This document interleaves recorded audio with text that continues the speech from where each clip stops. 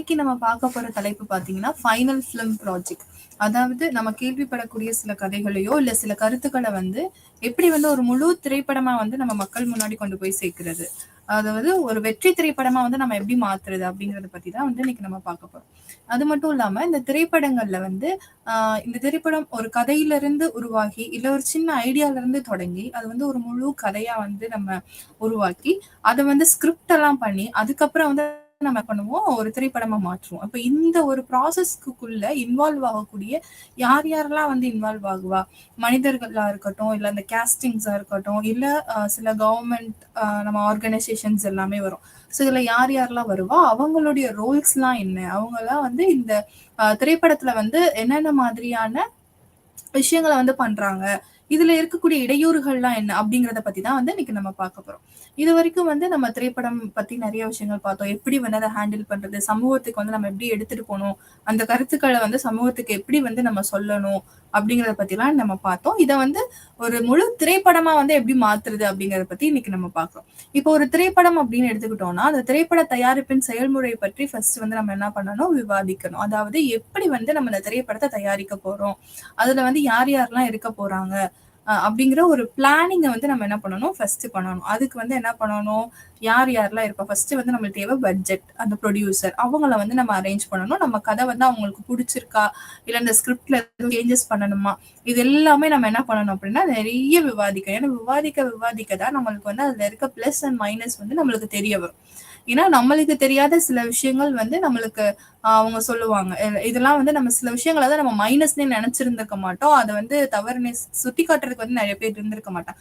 அப்ப வந்து நம்ம எந்த அளவுக்கு வந்து நம்ம விவாதிக்கிறோமோ அந்த அளவுக்கு வந்து நம்மளுக்கு என்ன தெரியும் அப்படியே நிறைய ஐடியாஸ் கிடைக்கும், புது புது கருத்துக்களும் தெரியும், நம்மளுக்கு கிடைக்கும். அது மட்டும் இல்லாம சில கருத்துக்கள் தேவையில்லாம இருந்தது, சில வாக்கியங்கள் வந்து அதுல தேவையில்லாம இருந்தது அப்படின்னா அதை நீக்கிறதுக்கான வாய்ப்பும் வந்து நம்மளுக்கு இங்கேயே கிடைக்கும். ஸோ ஃபர்ஸ்ட் வந்து நம்ம என்ன பண்ணோம், அதை எப்படி வந்து நம்ம தயாரிக்கிறோம் அதோட செயல்முறையை பத்தின ஒரு விவாதம் வந்து இந்த இடத்துல ரொம்ப ரொம்ப முக்கியமான ஒரு விஷயமா இருக்கு. அதுக்கப்புறம் பாத்தீங்கன்னா இறுதி திரைப்பட திட்டங்கள். இங்க ஒரு யோசனையில இருந்து கதைக்கு முன்னேற்றம் எவ்வாறு நிகழ்வு என்பதை பாக்குறோம். அதான் நம்ம முன்னாடி சொன்ன மாதிரிதான் ஒரு யோசனையா இருக்கட்டும், ஒரு ஐடியா, அதுல இருந்து ஒரு கதையை வந்து நம்ம கிரியேட் பண்ணணும். இப்ப இந்த ஒரு ஐடியா கிடைச்சிருக்கு எனக்கு, இந்த மாதிரி இந்த கான்செப்ட்ல வந்து நான் படம் பண்ணணும்னு நினைக்கிறேன் அப்படின்னு சொல்லிட்டு இந்த ஐடியால பண்ணா நல்லா இருக்கும் அப்படின்னு நான் யோசிக்கிறேன். அப்போ அந்த ஐடியாவை வச்சு நான் என்ன பண்ணணும் அப்படின்னா ஒரு முழு கதையை அது மேல நான் வந்து உருவாக்கணும். அந்த அந்த ஐடியாவை சுத்தி அந்த யோசனையை சுத்தி நான் என்ன பண்ணணும், ஒரு முழு திரைப்பட கதைக்காக, அதாவது திரைப்படத்தை எடுக்க போறோம்னா அதுக்கேத்த மாதிரி ஒரு கதையை வந்து நான் உருவாக்கணும். அப்ப அந்த கதையை உருவாக்குனா அதுக்கு வந்து நான் ஸ்கிரிப்ட் ரெடி பண்ணணும். அப்ப அந்த ஸ்கிரிப்ட் படிதான் நம்ம என்ன அதுல வந்து மேஜர் ரோல், லீட் ரோல் எல்லாம் யாரு பண்றாங்க, சப்லீட் யார் பண்றாங்க, அந்த மாதிரியான கதாபாத்திரங்களை டிசைன் பண்ற அளவுக்கு நான் வந்து என்ன பண்ணணும், ஸ்கிரிப்டை ரெடி பண்ணணும். ஸோ இப்படித்தான் வந்து என்ன பண்ணுது அப்படின்னா இது எல்லாத்தையுமே நம்ம பாக்குறோம். இப்போ ஒரு கருத்து தான் தோணுது, இப்ப சமூகத்துல நடக்கக்கூடிய ஒரு பிரச்சனை இருக்கு, அந்த பிரச்சனையை மையமா வச்சு நான் என்ன பண்ணணும் அப்படின்னா ஒரு திரைப்படம் உருவாக்கணும் அப்படின்னா அந்த கருத்தை மையமா வச்சு நான் என்ன பண்ணணும், முதல்ல ஒரு கதையை வந்து ரெடி பண்ணணும். அந்த கதையை ரெடி பண்ணதுக்கு அப்புறம் தான் நம்ம ஸ்கிரிப்ட்ல வந்து சில அட்ஜஸ்ட்மெண்ட் பண்ணுவோம். ஸ்கிரிப்டை வந்து எழுதணும். ஸ்கிரிப்ட்னா என்னது, இந்த டயலாக்ஸ் வந்து அவங்க பேசுவாங்க, இதுல இத்தனை கேரக்டர்ஸ் இருக்கு, இத்தனை மெயின் கேரக்டர்ஸ் இருக்கு, இத்தனை சப் கேரக்டர்ஸ் இருக்கு அப்படின்னு சொல்லிட்டு நம்ம கொண்டு போய் ஏன் வந்து இந்த ஸ்கிரிப்டுக்கு வந்து இந்த இடத்துல ரொம்ப முக்கியத்துவம் கொடுப்போம்னா, ஏன்னா ஸ்கிரிப்ட் மூலியமா தான் நம்ம என்ன பண்ண போறோம், நம்ம கருத்தை வந்து மக்கள் கிட்ட தெரிவிக்க போறோம் இல்லையா. அப்போ நம்ம எந்த அளவுக்கு ஸ்ட்ராங்கா அந்த ஸ்கிரிப்ட் நம்ம எடுத்துட்டு போறோமோ, அது ஏன் அந்த ஸ்கிரிப்ட்ல வந்து எல்லாமும் இருக்கும், காமெடியா இருக்கட்டும், சிந்திக்க வைக்கக்கூடியதா இருக்கும், மக்கள்கிட்ட நம்மளோட கருத்தை வந்து எளிமையான முறையில தெரிவிக்கிறதா இருக்கணும், நம்ம யூஸ் பண்ற லாங்குவேஜ் வந்து அவங்களுக்கு புரியுற மாதிரி இருக்கணும். முக்கியமா அந்த டோன், நம்ம யூஸ் பண்ணக்கூடிய சில சில மறைமுகமா சில வார்த்தைகள் நம்ம சொல்லுவோம், மறைமுகமா பொருள் தரக்கூடிய சில வார்த்தைகள்லாம் கூட நம்ம யூஸ் பண்ணுவோம். அப்படி யூஸ் பண்ணாலுமே, அப்படி பயன்படுத்தினாலுமே அது எப்படித்தான் இருக்கணும், மக்களுக்கு வந்து எந்த அளவுக்கு எளிய வகையில வந்து புரியக்கூடதா இருக்கோ அந்த அளவுக்கு வந்து நம்ம எடுத்துட்டு போகணும். இப்ப நிறைய வரலாற்று காப்பியங்கள் எல்லாத்தையுமே வந்து நம்ம படம் பண்ணிட்டு இருக்கோம். நிறைய வரலாற்று கதைகளையும் வந்து நம்ம படம் பண்ணோம்னா அவங்க பேசின லாங்குவேஜ்ல நம்மளால பேச முடியுமானா அப்படி பேச முடியும். ஆனா அப்படி பேசினா எல்லா மக்களுக்கும் வந்து அது போய் சேராது. அப்ப நம்ம என்ன பண்ணணும் அப்படின்னா அப்ப நம்ம பயன்படுத்தக்கூடிய மொழி, அந்த ஆக்சென்ட்டை வந்து நம்ம என்ன பண்ணணும், அந்த திரைப்படத்துல கொண்டுட்டு வரணும். அதே மாதிரி அந்த வரலாற்று கதைகள்ல எந்த மாற்றமும் இல்லாத மாதிரி அந்த கதைகளை கருத்தை வந்து நம்ம என்ன பண்ணணும், மக்களுக்கு வந்து ஈஸியா புரியுற மாதிரி நம்ம எடுத்துருக்கோம். ஸோ இதெல்லாம் வந்து அதோட இம்பார்ட்டன்ஸ். ஸோ இது எல்லாமே என்ன பண்ணணும், அந்த ப்ரிப்பரேஷன் ஸ்டேஜ்லயே நம்ம இது எல்லாத்தையுமே ரெடி பண்ணணும். அதுக்கப்புறம் தான் நம்ம வந்து அந்த படம் தயாரிக்கிறது, அதாவது கேமரா எடுத்து நம்ம ரெக்கார்ட் பண்ண ஆரம்பிக்கிற அதுக்கு அடுத்த ஸ்டேஜ் தான், அந்த லாஸ்ட் ஸ்டேஜ் தான். அப்ப அதுக்கு முன்னாடி வந்து அந்த ப்ரிப்பரேஷன் ஸ்டேஜ்லயே நம்மளுக்கு என்ன இருக்கு, நிறைய ஒர்க்ஸ் இருக்கு. ஸோ அந்த ப்ரிப்பரேஷன் ஸ்டேஜ் வந்து ஸ்ட்ராங்கா அமைஞ்சா மட்டும்தான் நம்ம அதுக்கப்புறம் நம்ம என்ன பண்ண முடியும், அதை கரெக்டா வந்து இம்ப்ளிமெண்ட் பண்ண முடியும். அந்த கேஸ்டிங் வந்து அவங்களும் வந்து அவங்களோட ரோலை வந்து கரெக்டா பிளே பண்ணுவாங்க.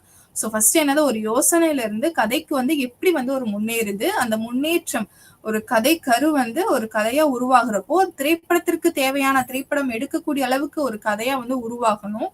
அந்த உருவாக்கம் வந்து ரொம்ப ஸ்ட்ராங்கா இருக்கணும். அது ஒரு வெற்றி திரைப்படம் அமைகிற மாதிரி நம்ம வந்து அந்த கதையை வந்து கொண்டு போனோம். ஏன்னா சில இடங்கள்ல வந்து கருத்து நல்லா இருக்கும், அந்த திரைப்படத்தை கொண்டு போன விதம் வந்து நம்மளுக்கே நல்லா இருக்காது.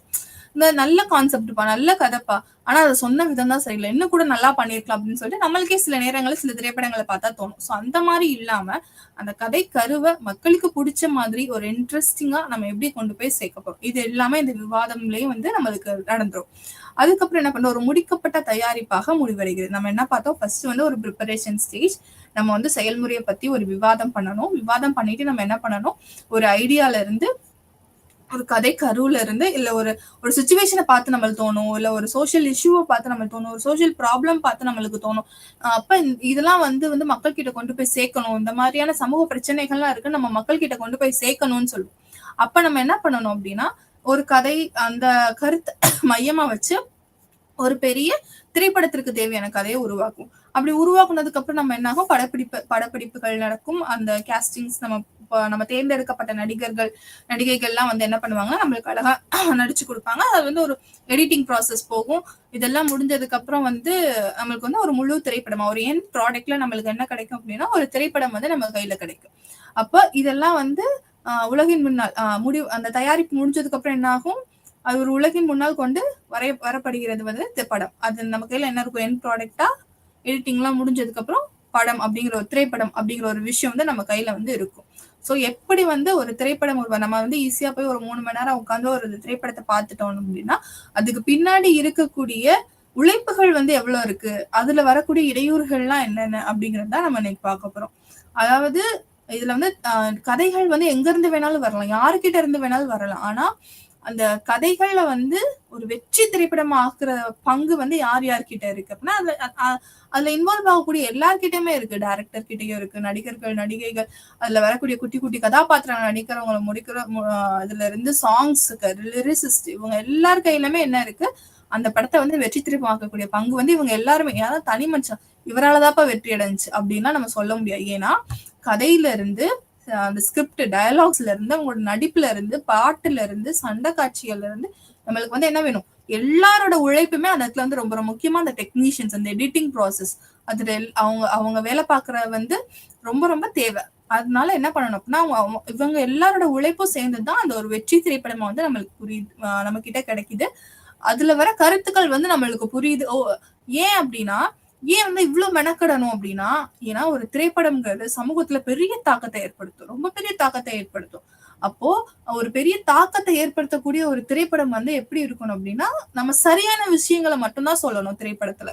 மக்களுக்கு தேவையான விஷயம், சரியான விஷயத்த தான் வந்து நம்ம சொல்லணும். அப்படி இருக்கிற பட்சத்துல நம்ம என்ன பண்ணணும், கடுமையா வந்து இவங்க திரைப்படம் எடுக்கக்கூடியவர்கள் எல்லாருமே வந்து அதுக்கான உழைப்பை போடணும். அப்பனா மட்டும்தான் மக்களுக்கு வந்து தேவையான கருத்துக்கள் கிடைக்கும். இப்போ இந்த திரைப்பட தயாரிப்புல என்னென்ன நிலைகள் இருக்குன்னு பாக்குறோம். இப்ப திரைப்படம் ஓகே, கதை வந்து நம்மளுக்கு கிடைச்சிருச்சு அப்படின்னா, இதுல இருந்து நம்ம என்னென்ன பண்ணணும், எனக்கு வந்து ஒரு யோசனை வந்திருக்குப்பா, அப்படி படம் எடுக்கிறதுக்கு ஒரு யோசனை, இல்ல கதையை பத்தின ஒரு சின்ன யோசனை, இந்த பிரச்சனையை வந்து மக்கள் எல்லாத்தையும் தெரிவிச்சா நல்லா இருக்கும்னு சொல்லிட்டு ஒரு யோசனை வருது. அப்ப இதுல இருந்து நான் என்னென்ன பண்ணணும் அப்படிங்கறத இப்ப நம்ம பார்க்க போறோம். அதுல ஃபர்ஸ்ட் என்ன அப்படின்னா, ஸ்டேஜஸ் ஆஃப் ஃபிலிம் மேக்கிங். இப்ப இந்த திரைப்பட தயாரிப்புல என்னென்ன நிலைகள் இருக்கு அப்படிங்கறத பார்க்க போறோம். அதுல முதல் என்னன்னா, தயாரிப்பாளரின் பங்கு மற்றும் கதையோட யோசனை. இதுல ரொம்ப முக்கியமான ஒரு விஷயம், நம்ம என்ன வேலை பண்ணாலுமே எல்லாத்துக்கும் இன்வெஸ்ட்மெண்ட் அப்படின்னு சொல்லிட்டு ஒண்ணு வேணும். அதாவது பணம் அப்படிங்கிற ஒரு விஷயம் வேணும். பட்ஜெட்டுங்கிறது வந்து ரொம்ப ரொம்ப முக்கியமான ஒரு விஷயம். அப்ப அந்த திரைப்படம் தயாரிப்பதற்கு நம்மளுக்கு யாரு வேணும், தயாரிப்பாளர்கள் வந்து கண்டிப்பா வேணும். ப்ரொடியூசர்ஸ் அப்படிங்கிறவங்க ரொம்ப மேஜர் ரோல் பிளே பண்ணுவாங்க திரைப்படத்தை பொறுத்த வரைக்கும். அதுக்கப்புறம் என்ன அந்த இந்த திரைப்பட அந்த ப்ரொடியூசருக்கும் இந்த கதையோட யோசனை அது ரெண்டத்தை பத்தி நம்ம பார்க்க போறோம். இந்த ஃபர்ஸ்ட் மேஜர் ரோல் இதுலன்னா ஃபிலிம் மேக்கிங்ல அந்த திரைப்பட தயாரிப்புல அவங்க 2 பேரும் ரொம்ப பெரிய மேஜர் ரோல் பிளே பண்ணுவாங்க. இப்போ அந்த திட்ட துவக்கம் திட்டத்திலிருந்து திட்டத்திற்கு மாறுபடும் ஒரு புத்தகம் அல்லது சமூக வாழ்க்கை சமூகத்தின் யோசனை ஸ்கிரிப்ட் ஆக அல்லது சுருக்கமான கதை வரியாக மாற்றலாம். தயாரிப்பாளர் இந்த யோசனையை தானே கொண்டு வரலாம் அல்லது ஒரு இயக்குனர் அல்லது எழுத்தாளரும் அவருக்கு இந்த யோசனையை வந்து பரிந்துரைக்க முடியும். தயாரிப்பாளர் கதை எழுத்தாளரை தேர்ந்தெடுத்து கதை எழுதும் செயல்முறையை வழிநடத்துகிறார். பின்னர் நிதியை பெறுகிறார், படைப்பு குழுவை நியமிக்கிறார், உற்பத்தி செயல்முறையை கவனிக்கிறார் மற்றும் படம் வெளியிடும் வரை பிந்திய தயாரிப்பை மேற்பார்வையிடுகிறார். சந்தைப்படுத்துதல் மற்றும் விநியோக செயல்முறைகளையும் தயாரிப்பாளரை உள்ளடக்கி இருக்கலாம். இப்ப ஃபர்ஸ்ட் பார்த்தோம் அப்படின்னா நம்ம சொன்ன மாதிரி ஒரு சின்ன யோசனையில இருந்து எனக்கு அந்த கதை கிடைக்கலாம் இல்லையா? அப்போ ஒரு சமூக பிரச்சனையை பாக்குறேன், இந்த பிரச்சனையை மக்கள்கிட்ட எடுத்துட்டு போறேன். இப்ப இதை மையமா வச்சு நான் ஒரு கதை சொல்லலாம். இல்ல ஏதோ ஒரு புத்தகத்தை வாசிச்சு இந்த புத்தகம் நல்லா இருக்கு, இந்த புத்தகத்தை திரைப்படமா கொண்டுட்டு வந்தா நல்லா இருக்கும்னு சொல்லிட்டு எனக்கு அந்த கதையை வந்து நான் கொண்டுட்டு வரலாம். நம்ம வந்து அப்படி நிறைய புத்தகம் சார்ந்த திரைப்படங்கள் வந்து ரொம்ப நிறைய வந்திருக்கு நம்ம இதுல. அப்ப வந்து நம்ம என்ன பண்றோம் அப்படின்னா இந்த கதையை வந்து நம்ம எடுத்தாச்சு, ஓகே பண்றோம் அப்படின்னு சொல்லிட்டு அப்ப நம்ம என்ன பண்ணுவோம்னா இதை வந்து ஸ்கிரிப்டா மாத்தணும். ஒரு கருத்து கிடைச்சிருச்சு, இந்த கருத்து மையமா வச்சு ஒரு கதை உருவாக்கியா சில டைரக்டா கூட நம்மளுக்கு சில கதைகள் வந்து கிடைக்கும். அது புத்தகம் மூலியமா கிடைக்கலாம், இல்ல யாராவது சொல்லி எனக்கு நான் வந்து அதை கேட்டிருக்கலாம். அப்படி எனக்கு வந்து ஒரு கதை கிடைச்சிருச்சு. இப்ப வந்து அதை ஸ்கிரிப்டா வந்து நான் மாத்தணும். அப்படி மாத்தும் போது இந்த ஸ்கிரிப்டை வந்து நான் போய் யார்கிட்ட கொடுக்கணும் அப்படின்னா தயாரிப்பாளர்கிட்ட கொடுக்கணும். ஏன்னா ஒரு திரைப்படம் எடுக்கக்கூடிய அளவுக்கு நிதி வந்து என்கிட்ட இருக்குமான்னு கேட்டா இருக்காது. அப்ப நான் என்ன பண்ணணும், ஒரு நல்ல தயாரிப்பாளரா வந்து என்னுடைய கதையை அங்கீகரிக்கக்கூடிய ஒரு தயாரிப்பாளராகவும் இருக்கணும், எனக்கு நிதி கொடுக்கக்கூடிய ஒரு தயாரிப்பாளரா இருக்கணும். அப்ப நான் என்ன பண்ணுவேன், போய் ஒரு நல்ல தயாரிப்பாளர்கிட்ட இந்த யோசனையை போய் கொடுப்பேன். சில நேரங்கள்ல தயாரிப்பாளரே கூட இந்த கதையை சொல்லலாம், ஒரு டைரக்டர்கிட்ட போய் சொல்லலாம் இல்லையா? அப்போ தயாரிப்பாளரே இந்த கதையை கொண்டுட்டு வந்து இதை படமாக்கணும்னு முடிவு பண்ணலாம். இல்ல தயாரிப்பாளர்கிட்ட போய் ஒரு கதை சொல்ற ஒரு டைரக்டர் போய் கதையை சொல்லலாம். இல்ல ஒரு ரைட்டர் கதை எழுதுறவர் போய் அந்த கதையை சொல்லி அந்த ஸ்கிரிப்டை சொல்லி வந்து இந்த மாதிரி நாங்க திரைப்படம் எடுக்கிறோம், எங்களுக்கு வந்து நிதி கொடுங்க, நீங்க ப்ரொடியூஸ் பண்ணுங்க அப்படின்னு சொல்லிட்டு சொல்லலாம். இப்படி யாரு வேணாலும் போய் வந்து என்ன பண்ணலாம் அப்படின்னா இந்த திரைப்பட தயாரிப்பாளரை வந்து ஒரு எழுத்தாளரா இருக்கலாம், இயக்குனரா இருக்கலாம், யாரு வேணாலும் என்ன பண்ண பரிந்துரைக்கலாம். இப்ப அந்த தயாரிப்பாளருக்கு வந்து இந்த யோசனை பிடிச்சிருந்துச்சுன்னா, இந்த கதை பிடிச்சிருந்துச்சுன்னா அவருக்கு தோணும், சில நேரம் தோணிடுச்சுன்னு வச்சுக்கோங்களேன், இந்த மாதிரி இந்த படம் எடுத்தா கண்டிப்பா வெற்றி திரைப்படம், நல்லா இருக்கே, கான்செப்ட் நல்லா இருக்கே, நம்ம அந்த கருத்தை மக்கள் கிட்ட சொல்லலாமே, இன்றைய நிலைமைக்கு வந்து இது தேவைப்படுற ஒரு கருத்து அப்படின்னு சொல்லிட்டு அவர் நினைச்சு பண்ணாலும் வாய்ப்பு இருக்கு. இல்ல அந்த ஸ்டேஜ்ல அது ரிஜெக்ட் ஆகிறதுக்கு வாய்ப்பு இருக்கு. ஏன்னா அப்ப நம்ம என்ன பண்ணணும், வேற ஒரு ப்ரொடியூசரை தேடி நம்ம போகணும். இப்படி கண்டினியூ ஆகிட்டே இருக்கும் அந்த ப்ராசஸ். இப்போ வந்து அந்த திரைப்பட தயாரிப்பாளருக்கு வந்து என்னுடைய கதை வந்து பிடிச்சிருச்சு, அவர் நினைக்கிறாரு இதை கொண்டு போனா கண்டிப்பா வந்து ஒரு வெற்றி திரைப்படமா நம்மளால ஆக்க முடியும், சோ அதுக்கான வேலைகளை பாருங்கன்னு சொல்லியாச்சு. இப்ப அடுத்த ஸ்டேஜ்ல அதுக்கப்புறம் இவர் என்ன பண்ணுவார் அப்படின்னா கதை இல்ல எழுத்தாளரை தேர்ந்தெடுப்பாரு. அவர் என்ன பண்ணுவாரு, நம்ம போய் கதை சொல்லட்டும் அப்படின்னா அந்த கதையை வந்து நம்ம சும்மா கதை இந்த மாதிரி இருந்தாங்க, இந்த மாதிரி சமூக பிரச்சனை நடந்திருக்கு, இந்த மாதிரி சமூக பிரச்சனை நடக்கக்கூடாது, மக்கள் வந்து நல்ல ஒழுக்கங்களை வந்து பின்பற்றணும் அப்படின்றதான் என்னோட கருத்து, அத மூலியமா வந்து நான் படம் எடுக்க போறேன். சரிப்பா எடுக்கலாம். அப்ப இது எப்படி நம்ம ஒரு கதையா கொண்டுட்டு வரணும் அப்படின்னா மேஜர் லீட் ரோல் எல்லாம் வச்சு அப்ப வந்து இந்த கதையை எழுதுறதுக்கு எனக்கு யாரு வேணும், எழுத்தாளர் தேவைப்படுறாங்க. அப்ப அதை வந்து செலக்ட் பண்ணுவாங்க. யாரு, தயாரிப்பாளர் வந்து என்ன பண்ணுவாரு, ஒரு கதைய திரைப்பட கதையா மாற்றி எழுதுறதுக்காக ஒரு எழுத்தாளர் வந்து கண்டிப்பா நம்மளுக்கு வேணும். ஏன்னா மக்கள் விரும்பும்படியான கதைகளை நம்ம உள்ள கொண்டுட்டு வரணும்.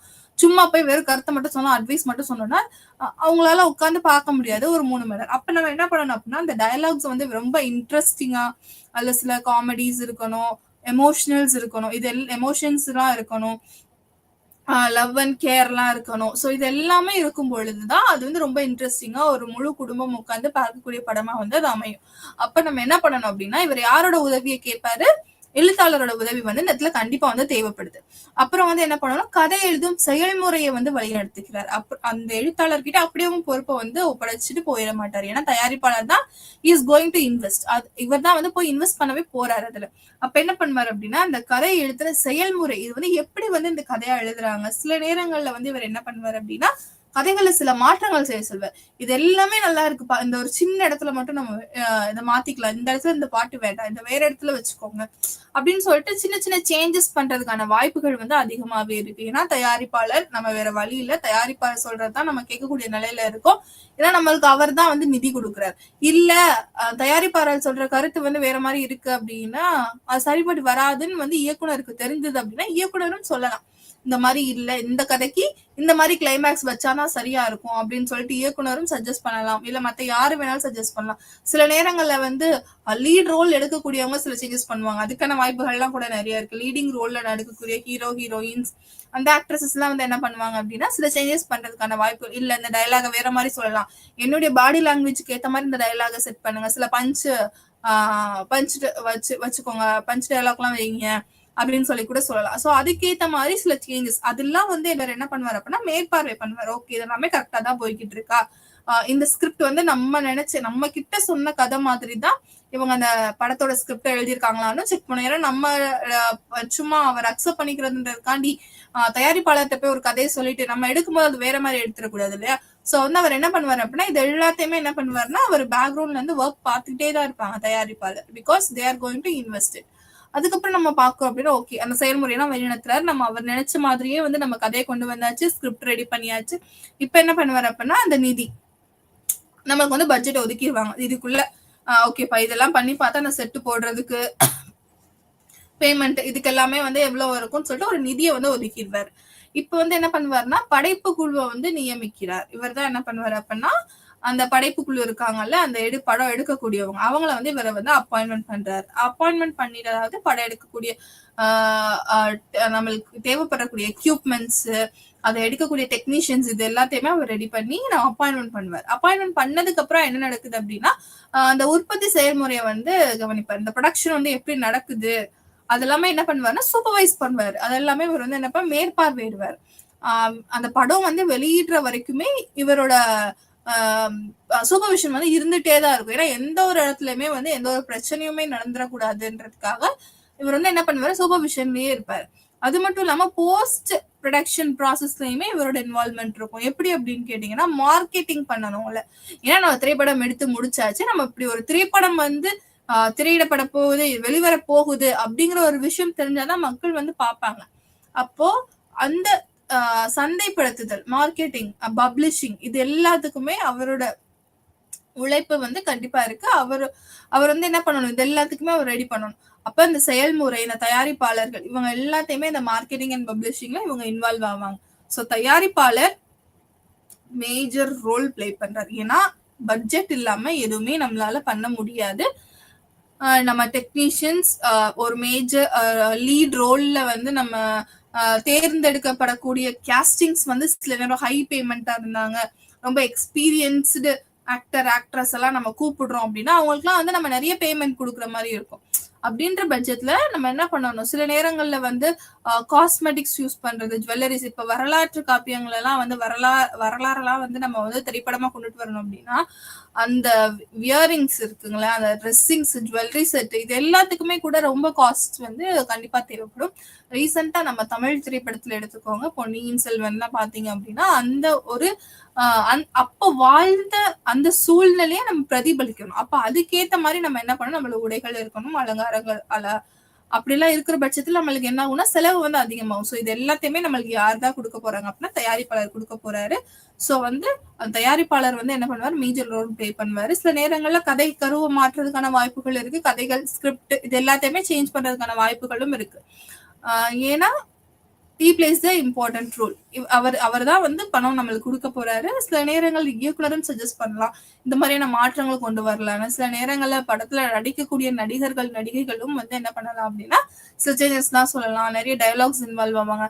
அந்த எடிட்டிங் ப்ராசஸ் சில எந்த சீன் வந்து தேவையில்லை, இதை எடுத்துட்டு நம்ம அதுக்கு பதிலா வேற சீன் வச்சுக்கலாம், இல்ல இந்த கிளைமேக்ஸ் வந்து இப்படி வேண்டாம், இல்ல இந்த இன்ட்ரோடக்ஷன் வந்து இப்படி வேண்டாம், இவரை காமிக்க வேண்டாம், அதுக்கு பதிலா வேற ஏதாவது காமிக்கலாம் அப்படின்னு சொல்லிட்டு நம்ம நிறைய சேஞ்சஸ் பண்றதுக்கான வாய்ப்பு அதெல்லாமே இங்கேயும் வந்து நம்மளுக்கு அந்த தயாரிப்பாளர் வந்து இன்வால்வ் ஆவாரு. அதுல அதுக்கு அடுத்த செகண்ட் பார்ட் பாத்தீங்கன்னா ஸ்டார்ட் ஆஃப் ப்ரொடக்ஷன். ஓகே, இப்ப நம்ம முடிச்சாச்சுப்பா, கதை ஸ்கிரிப்ட் முடிச்சாச்சு, இந்த ப்ரொடக்ஷன் பண்றதுக்கு ரெடி ஆயிடுச்சு. இப்ப ப்ரொடக்ஷன் ஆரம்பிக்குது, படப்பிடிப்பு ஆரம்பிக்கும். எப்படி ஆரம்பிக்கும் அப்படின்னா இந்த படத்தின் யோசனை, நிகழ்வு, ஒரு நபர், அதாவது பயோகிராஃபி நம்ம சொல்லுவோம் இல்லையா, வெளியீடு ஆகியவற்றில் இருந்து இருக்கலாம். இவை அனைத்தும் வரலாற்றில் இருந்து அல்லது தற்போதைய நேரங்களில் இருந்து இருக்கலாம். உண்மையான கதை அல்லது கற்பனை செய்யப்பட்ட கதைகள், பணம், சுயசரிதை விஷயத்தில் எழுத்தாளர்களுடன் ஒப்பந்தங்கள் செயல்பட்டன. இவை அனைத்தும் ஒரு வியத்தகு சிகிச்சை அளிக்கின்றன.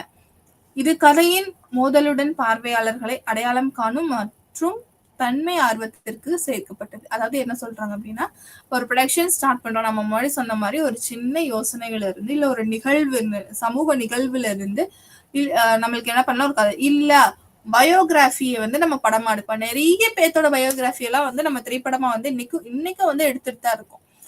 அப்ப நம்ம என்ன பண்ணணும் அப்படின்னா, சில நேரம் நம்ம சொன்ன மாதிரி வரலாற்று கதைகள்ல இருந்தும் நம்ம என்ன பண்ணலாம், திரைப்படம் வந்து தயாரிக்கலாம். இது வந்து சில நேரங்கள்ல உண்மை கதையாக இருக்கலாம், சில நேரத்துல கற்பனை கதைகளாகவும் இருக்கலாம். கண்டிப்பா வந்து நம்ம கற்பனை கதைகள் வந்து நிறைய எடுத்துட்டு இருக்கோம். உண்மை கதையை வந்து நம்ம மையமா வச்சு எடுத்தாலுமே சில கற்பனையான விஷயங்களும் கண்டிப்பா வந்து அதுல கலந்துதான் இருக்கும். நான் அப்படி எடுத்தா மட்டும்தான் வந்து ஒரு திரைப்படத்தை வந்து நம்ம ஒரு வெற்றி திரைப்படம் வந்து நம்மளால கொடுக்க முடியும். இதுக்கான ஒப்பந்தங்கள் எல்லாமே போடப்படும். யாருக்கிட்ட இப்ப இந்த கதையை வந்து தேர்ந்தெடுத்தாச்சு, முடிவு பண்ணியாச்சு அப்படின்னா அதுல வந்து மேஜர் லீட் ரோல் வந்து யார் பண்ண போறா, இதுக்கான ஒப்பந்தங்கள் இது எல்லாமே எங்க நடக்கும்னா ஸ்டார்ட் ஆஃப் ப்ரொடக்ஷன்ல நடந்துடும். ஓகே, ப்ரொடக்ஷன் பண்ண போறோம் அப்படின்னா ஓகே, அப்ப இவங்கதான் இந்த கேஸ்ட் பண்ண போறாங்கப்பா. லீட் ரோல், ஹீரோ ரோல் இவர் தான் பண்ண போறாரு, அப்பா ரோல் இவர் தான் பண்ண போறாரு, அம்மா ரோல் இவங்க தான் பண்ண போறாங்க, ஹீரோயின் இவங்க தான் பண்ண போறாங்கன்னு சொல்லிட்டு we have to make the decision making process. இது எல்லாத்துலயுமே யாரு பண்ணா, அந்த ப்ரொடக்ஷன் அண்ட் அவங்களோட செட்ஸ் வந்து இன்வால்வ்டா இருப்பாங்க. இப்ப அதுக்கு அடுத்து பாத்தீங்க அப்படின்னா, இந்த படக்கத்தின் தொடக்கத்திற்கு முன்பு திட்ட இறுதிக்கு எழுத்தாளர், ஸ்கிரிப்ட், பட்ஜெட், இயக்குனர் மற்றும் முன்னணி நடிகர்கள் தேர்வு செய்யப்படுகிறார். நம்ம சொன்னோம் இல்லையா, அப்ப இந்த ப்ரொடக்ஷன் ஆரம்பிக்கும் போது நம்மளுக்கு என்னென்ன வேணும், திட்ட இறுதிக்கு எழுத்தாளர் கண்டிப்பா வேணும், ஸ்கிரிப்ட் ரைட்டர் வேணும், ஸ்கிரிப்ட் வேணும், பட்ஜெட், அப்புறம் வந்து இயக்குனர், டைரக்டர், இவங்க எல்லாருமே முன்னணி நடிகர்கள். ஏன்னா லீட் ரோல் பிளே பண்ண போறவங்க யாரு அப்படின்னு சொல்லிட்டு, ஏன்னா கண்டிப்பா வந்து இந்த லீட் ரோல்ல வந்து எப்பவுமே வந்து மோஸ்ட்லி எல்லாரும் நம்மளால சொல்ல முடியாது. மோஸ்ட்லி வந்து என்ன பண்ணுவாங்கன்னா, ஒரு எக்ஸ்பீரியன்ஸ்டு ஆக்டர்ஸ் தான் வந்து தேர்ந்தெடுப்பாங்க. ஏன்னா சில கதாபாத்திரங்கள் நடிக்கிறதுக்கு வந்து ரொம்ப கடினமா இருக்கும். அப்ப வந்து எக்ஸ்பீரியன்ஸ்டானவங்களை கூப்பிட்டு வந்தோம் அப்படின்னா இவங்க கரெக்டா இதை வந்து சரியா பண்ணுவாங்க, நம்ம பண்ணி கொடுப்பாங்கன்றதுனால அந்த மாதிரி இருப்போம். சில நேரங்கள்ல வந்து லீட் ரோலுமே ரொம்ப பெரிய அளவுக்கு வந்து தேவையில்லை, இல்ல புது நடிகர்களை வச்சு நம்ம பண்ணிக்கலாம், அவங்களாலையும் முடியும் அப்படின்னு நினைச்சாங்கன்னா சில பேர் வந்து அதுக்கும் வாய்ப்புகள் கொடுத்துட்டு தான் இருக்காங்க. லீட் ரோல்லயுமே வந்து புது புது முகங்களை என்ற அளவுல வந்து நம்ம பார்த்துட்டு இருக்கோம். அப்ப அந்த இயக்குனர், நடிகர்கள், அந்த ஸ்கிரிப்ட், பட்ஜெட் இது எல்லாமே வந்து இங்கதான் வந்து முடிவு செய்யப்படும். அதுக்கப்புறம் நம்ம என்ன பண்றோம் அப்படின்னா, இந்த படப்பிடிப்பு தொடங்குவதற்கு முன்பு தேர்ந்தெடுக்கப்பட்ட விருப்பங்களை திட்டமிடுவதற்கான கட்டத்தில் மற்றும் திட்டத்திற்கான பொதுவாக காட்சிப்படுத்துதல் நடப்பதற்கு முன்பே குறைக்கப்படுகிறது. அதாவது நம்ம பிளான் பண்றோம், இப்ப முன்னாடி வந்து என்ன பண்ணுவாங்க, ப்ரொடக்ஷன் டீம் மட்டும் வந்து டிஸ்கஸ் பண்ணி கதையை வந்து ஒரு சேஞ்சஸ் அதுல மாற்றம் எல்லாம் பண்ணி கொண்டு வந்திருப்பாங்க. இது இந்த கதையை வந்து இந்த கதைக்களத்துல வைக்கும் போது, அதாவது நடிகர், நடிகைகள், இந்த சப் கேரக்டர்ஸ் இவங்க எல்லாத்தையும் வந்து உள்ள வச்சு நம்ம அந்த கதையை சப்மிட் பண்ணும்போது அதுலயும் சில சேஞ்சஸ் வரலாம். நம்ம பார்த்தோம் இல்லையா, ஏன்னா சில பேத்துக்கு வந்து சில சிந்தனைகள் தோணும். நம்மளுக்கு வந்து அந்த இடத்துல இந்த இடத்துல வந்து இந்த மாதிரியான ஒரு டயலாக் வந்து சூப்பரா இருக்கும் சார், செம்மையா ரீச் ஆகும், இந்த இடத்துல இந்த பஞ்ச் டயலாக் வைங்க கண்டிப்பா நல்லா இருக்கும் அப்படின்னு சொல்லிட்டு கண்டிப்பா வந்து சில பேர் வந்து சஜஸ்ட் பண்ணுவாங்க. அப்ப அந்த படத்திற்கு வந்து அது தேவையா இருந்தது அப்படின்னா நம்ம வந்து அதை எடுத்துக்கலாம். அப்ப வந்து மாற்றங்கள் வந்து கண்டிப்பா நடைபெற்றுட்டே இருக்கும். மாற்றம் வந்து எந்த நேரத்துல வேணாலும் நடைபெறலாம், எந்த இடத்துல வேணாலும் நடைபெறலாம். ஃப்ரம் த இன்ட்ரோடக்ஷன், ஆரம்ப நிலையில இருந்து கடைசி நிலை கிளைமேக்ஸ் வரைக்கும் எந்த இடத்துல இருந்து வேணாலும். ஆனா கதை கருவை வந்து மாத்த மாட்டாங்க. கதை கருவை மாத்துறதுக்கு வாய்ப்பு ரொம்ப ரொம்ப ரொம்ப ரொம்ப கம்மி. ஏன்னா அந்த கதை கருவை வச்சுதான் அவங்க ஒத்துட்டு இருந்திருப்பாங்க இல்ல தயாரிப்பாளர்கள். சோ வந்து என்ன பண்ணுவாங்க அப்படின்னா, மேபி அதுல அந்த ஸ்கிரிப்ட்ல மேபி சேஞ்சஸ் வரலாம். இல்ல இந்த டயலாக் வேண்டாம், இதெல்லாம் வந்து சொன்னா வந்து பிரச்சனை ஆயிரும், சமூகத்துல சண்டைக்கு வந்துருவாங்க, இது வந்து ஒரு சமூகத்தை வந்து பர்டிகுலரா ஒரு சமூகத்தை வந்து காயப்படுத்துற மாதிரியான டயலாகா இருக்கு, சோ வந்து நம்ம வேணாம், அதை வந்து நம்ம அவாய்ட் பண்ணிடலாம் அப்படின்ற மாதிரியான சில விஷயங்கள்லாம் நடக்கும். சோ வந்து மாற்றம் வந்து மாறிக்கிட்டே தான் இருக்கும். இப்ப வந்து படத்திற்கான வார்ப்பு மற்றும் படப்பிடிப்பு விவரங்கள், இருப்பிடங்கள் போன்றவை தீர்மானிக்கப்படுகின்றன. இப்ப வந்து என்ன பண்றாங்க அப்படின்னா, இந்த மாற்றங்கள்லாம் செஞ்சதுக்கு அப்புறம் படப்பிடிப்பு விவரங்கள், அதாவது படம் பிடிப்பு எங்கு நடக்க போகிறது அப்படிங்கறத பத்தின ஒரு விஷயம் டிஸ்கஷன்ஸ். ஏன்னா லொகேஷன் வந்து ரொம்ப ரொம்ப ரொம்ப ரொம்ப இம்பார்ட்டன்ட்.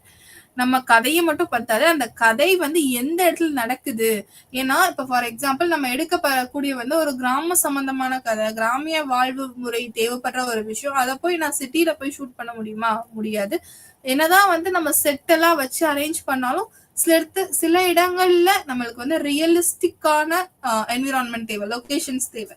அப்ப அந்த மாதிரியான இடத்துல வந்து நம்ம அந்த இருப்பிடங்கள்லாம் எப்படி அதெல்லாம் வந்து நம்ம டிஸ்கஸ் பண்ணி, லொகேஷன்ஸ் டிஸ்கஸ் பண்ணி, அதை ஸ்டே பண்றதுக்கு இவங்க எல்லாரும் அந்த டெக்னீஷியன்ஸ் இவங்கள எல்லாருமே அந்த லொகேஷன் வந்து கூட்டிட்டு போய் ஃபர்ஸ்ட் அந்த லொகேஷனை கண்டுபிடிச்சாலும் அது சரியா வருமா, அந்த இடத்துல நம்மளால ஷூட்டிங் நடத்த முடியுமா, இது எல்லாத்தையுமே நம்ம பார்க்க வேண்டிய ஒரு கட்டாயத்துல இருக்கும்.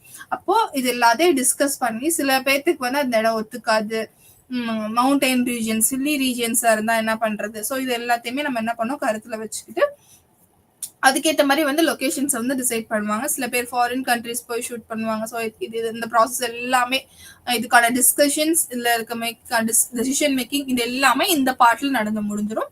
ஸோ வந்து இதுல வந்து நடிகர்கள் யாரு நடிகைகள் யாருன்னு வந்து தீர்மானிச்சிருவாங்க.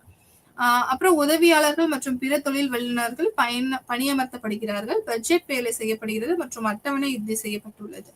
அதுக்கப்புறம் நடக்குது அப்படின்னா நடிகர்கள் நடிகைகள் போக உதவியாளர்கள் தேவைப்படுற கண்டிப்பா அசிஸ்டன்ஸுங்க மற்றும் தொழில் வல்லுநர்கள் பாத்தீங்க அப்படின்னா மேக்கப் ஆர்டிஸ்ட், மத்த எல்லா ஆர்டிஸ்டுமே, ஸ்டண்ட் ஆர்டிஸ்டா இருக்கட்டும், மேக்கப் ஆர்டிஸ்டா இருக்கட்டும், இல்ல உடை வல்லுநர்களா இருக்கட்டும், உடை டிசைன் பண்ணக்கூடிய அந்த டிசைனர்ஸ், இவங்க எல்லாருமே என்ன பண்ணுவாங்க, இவங்க எல்லாருமே தேவைப்படக்கூடிய ஒருத்தவங்க தான்.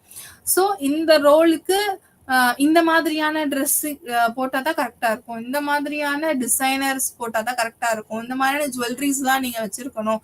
ஒரு கிங்க வந்து நம்ம ஷூட் பண்ண போறோம் அப்படின்னா அந்த ராஜா வந்து எப்படி இருக்கணும், அவருக்கு ஒரு மணிமகுடம் இருக்கணும், அவர் வந்து நிறைய ஜுவல்ஸ் எல்லாம் வந்து போட்டுக்கணும், ஒரு பட்டாடை உடுத்தி இருக்கணும், ஒரு சிம்மாசனம் இருக்கணும், அந்த சிம்மாசனத்துல வந்து இவ்வளவு பெரிய அலங்காரங்கள் வச்சிருக்கணும் அப்படின்னு சொல்லிட்டு தான் நம்ம பார்த்திருக்கோம். அப்போ இது எல்லாத்தையுமே யாரு டிசைட் பண்ணுவோம் அப்படின்னா அந்த தொழில் அவங்களுக்கு சர்டைன் ஸ்பெஷலைசேஷன்ஸ் இருக்கும். அதை வச்சு அவங்க என்ன பண்ணுவாங்க அப்படின்னா அந்த தொழில் இவங்க எல்லாமே அப்பாயின்மெண்ட் பண்ணப்படுவாங்க. இவங்க எல்லாருமே அதுக்கு தேவைன்னா அந்த படப்பிடிப்புக்கு வந்து கண்டிப்பா தேவை. அப்ப இந்த உதவியாளர் அசிஸ்டன்ஸும் இந்த தொழில் வல்லுநர்களும் என்ன பண்ணுவாங்கன்னா அவங்க எல்லாருமே அப்பாயின்மெண்ட் பண்ணதுக்கு அப்புறம் அப்ப இவங்க எல்லாத்துக்கும் சேர்த்து வந்து என்ன பண்ணுவாங்க, ஒரு பட்ஜெட் போட்டு இறுதியா ஓகே இவ்வளவு பட்ஜெட் வரும்னு சொல்லிட்டு நம்ம இறுதி வந்து ஒரு ஷெட்யூல் போட்டு முடிச்சிருவாங்க. இன்னைக்கு உங்களோட ஷூட், இன்னைக்கு உங்களோட சீனு, இந்த ஸ்கிரிப்ட் தான் அப்படின்னு சொல்லிட்டு என்ன பண்ணுவாங்க, ஒரு ஃபைனலைஸ் பண்ணி நம்ம கையில கொடுத்துருவாங்க. இந்தாங்க இன்னைக்கு உங்க ஷூட், இன்னைக்கு நீங்க இந்த டயலாக் தான் பேசணும், இதான் அவங்களோட ஸ்கிரிப்ட் அப்படின்னு சொல்லி எல்லா நடிகைகள் கையிலையும் கொடுத்துட்டு அவங்க ப்ரிப்பேரா இருக்க சொல்லிடுவாங்க. So this part contents this. அதுக்கப்புறம் தான் நம்ம ப்ரொடக்ஷன் தயாரிப்பு பண்ண போறோம்ப்பா, உற்பத்தி பண்ண போறோம்.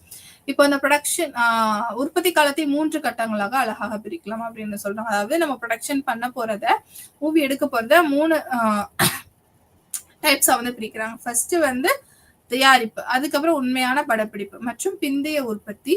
உண்மையான படப்பிடிப்பு காலம் மிக வந்து குறைவானது, ஏனெனில் இது மிகவும் விலை உயர்ந்தது மற்றும் திறமையான திட்டத்தின் மதிப்பை நிரூபிக்கிறது. நம்ம பார்த்த ஃபர்ஸ்ட் வந்து ப்ரிப்பரேஷன்ல ஆரம்பிப்போம். ஏன்னா ப்ரிப்பரேஷன்னா என்ன அப்படின்னா இப்ப நம்ம எல்லாத்துக்குமே கண்டிப்பா ப்ரிப்பரேஷன் ஒரு விஷயம் வேணும். இப்போ ஒரு எக்ஸாம் வருது, அதுக்கு நம்ம படிக்க போறோம் அப்படின்னா நம்ம என்ன பண்ணுவோம், ப்ரிப்பேர் பண்ணுவோம். சிலபஸை பார்த்தா ஓகே இது வந்து இன்னைக்கு நான் பண்ணிடணும், இந்த சப்ஜெக்ட வந்து இன்னைக்கு நான் கவர் பண்ணிடணும், இந்த டாபிக்ஸ் எல்லாம் வந்து நாளைக்கு நான் டெஸ்ட் எழுதி பார்க்கணும், அப்பதான் வந்து நாளைக்கு எக்ஸாமுக்கு அப்ப வந்து நம்ம கரெக்டா போக முடியும்னு சொல்லிட்டு we will do a preparation. certain things of preparations வந்து கண்டிப்பா நம்ம பண்ணுவோம். இப்போ ஒரு டூர் போறோம் அப்படின்னா நம்ம என்ன பண்ணுவோம், பேக்கிங்ல வந்து எல்லா டைப் ஆஃப் ப்ரிப்பரேஷன்ஸும் பண்ணுவோம். ஓகே ஃபுட் எடுத்துட்டு போகணுமா, எடுத்துட்டு போக கூடாதா, அங்க கிடைக்குமா, ட்ரெஸ்ஸஸ் எல்லாம் எந்த மாதிரி எடுத்துட்டு போகணும், டிக்கெட்ஸ் எல்லாம் நம்ம கரெக்டா எடுத்து வச்சுக்கிட்டோமா, வாட்டர் பாட்டில் எடுத்து வச்சுக்கிட்டோமா. So these are all the preparations. அது மாதிரி ஒரு திரைப்படத்தை நம்ம எடுக்க போகும்போது அதுக்கு தேவையான தயாரிப்புகள் எல்லாத்தையும் நம்ம வந்து என்ன பண்ணி வச்சுக்கணும், ப்ரிப்பேர் பண்ணி வச்சுக்கணும். முக்கியமா வந்து பாத்தீங்கன்னா இந்த டெக்னிக்கல் அசிஸ்டன்ஸ் எல்லாமே வந்து நம்ம ரெடி பண்ணி வச்சுக்கணும். கேமரா மட்டும் இல்லாம அந்த எடிட்டிங் சைட்ல இருக்கிற எல்லாமே வந்து நம்ம என்ன பண்ணி வச்சுக்கணும், ரெடி பண்ணி வச்சுக்கணும். அப்ப அந்த ப்ரிப்பரேஷன் ஸ்டேஜ் முடிஞ்சதுக்கு அப்புறம் நம்ம உண்மையான படப்பிடிப்பு காலம், அதாவது ஆக்சுவல் ஷூட்டிங் நடக்குதுப்பா.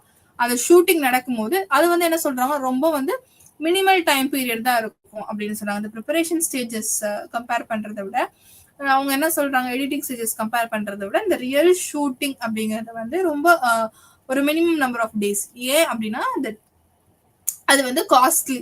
எல்லா வரவங்க எல்லாத்துக்கும் நம்ம என்ன பண்ணணும், சேலரி ப்ரொவைட் பண்ணணும், ஃபுட் ப்ரொவைட் பண்ணணும். இது எல்லாமே இருக்கு. பிளஸ் வந்து ஸ்டே அவங்க அந்த அவங்க தங்குறதுக்கான வசதிகள் வந்து நம்ம ஏற்பாடு பண்ணி தரணும்.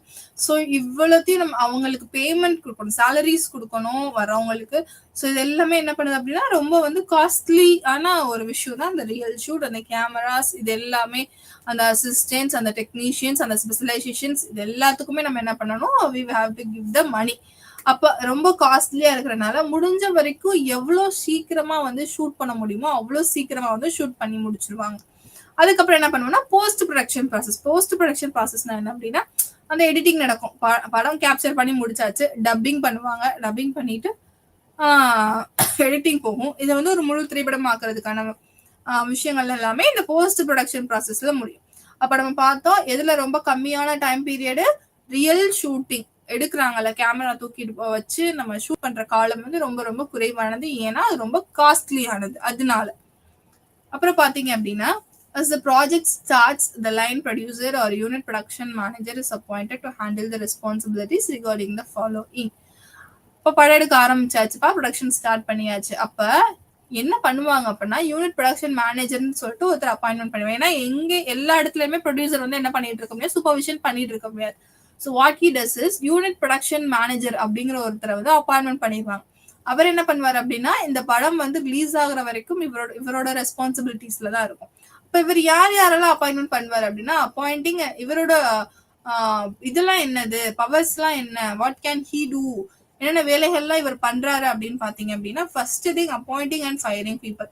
அதாவது ப்ரொடக்ஷனுக்கு தேவையான இடத்துங்கள்ல அது வந்து குக்கிங்ல ஆரம்பிச்சு மேக்கப் ஆர்டிஸ்ட்ல இருந்து டெக்னீஷியன்ஸ்ல இருந்து இவங்க எல்லாத்தையுமே என்ன பண்ணலாம் அப்படின்னா அப்பாயின்மெண்ட் பண்ணிக்கலாம், இல்ல ஃபயர் பண்ணிக்கலாம். ஒழுங்கா வேலை பார்க்கல அப்படின்னா what they will do, automatically அவங்க என்ன பண்ணுவாங்க அப்படின்னா ஃபயர் பண்ணிடுவாங்க. எங்களுக்கு நீங்க வேலைக்கு வேணா, உங்களோட சிறந்த டெக்னீஷியன்ஸ் இங்க இருக்காங்க, வேலைக்கு ரெடியா இருக்காங்கன்னு சொல்லிட்டு அவங்க என்ன பண்ணுவாங்க, அவங்களை ஃபயர் பண்ணிட்டு புது டெக்னீஷியனை வந்து உள்ள கொண்டு வந்துருவாங்க, அப்பாயின்மெண்ட் பண்ணுவாங்க. அதுக்கப்புறம் பாத்தீங்கன்னா ரெகுலேஷன்ஸ் அண்ட் கிளியரன்சஸ் ரெக்வயர்ட். அதாவது சில இடங்கள்ல சில ரெகுலேஷன்ஸ் தேவை, அதை வந்து கண்டிப்பா வந்து இவங்க ஃபாலோ பண்ணணும். சில இடங்கள்ல கிளியரன்சஸ் தேவைப்படும். அதாவது நம்ம ஒரு சில சீன்ஸ் பாத்தீங்க அப்படின்னா பப்ளிக் பிளேஸ்ல வந்து ஷூட் பண்ற மாதிரி இருக்கும்.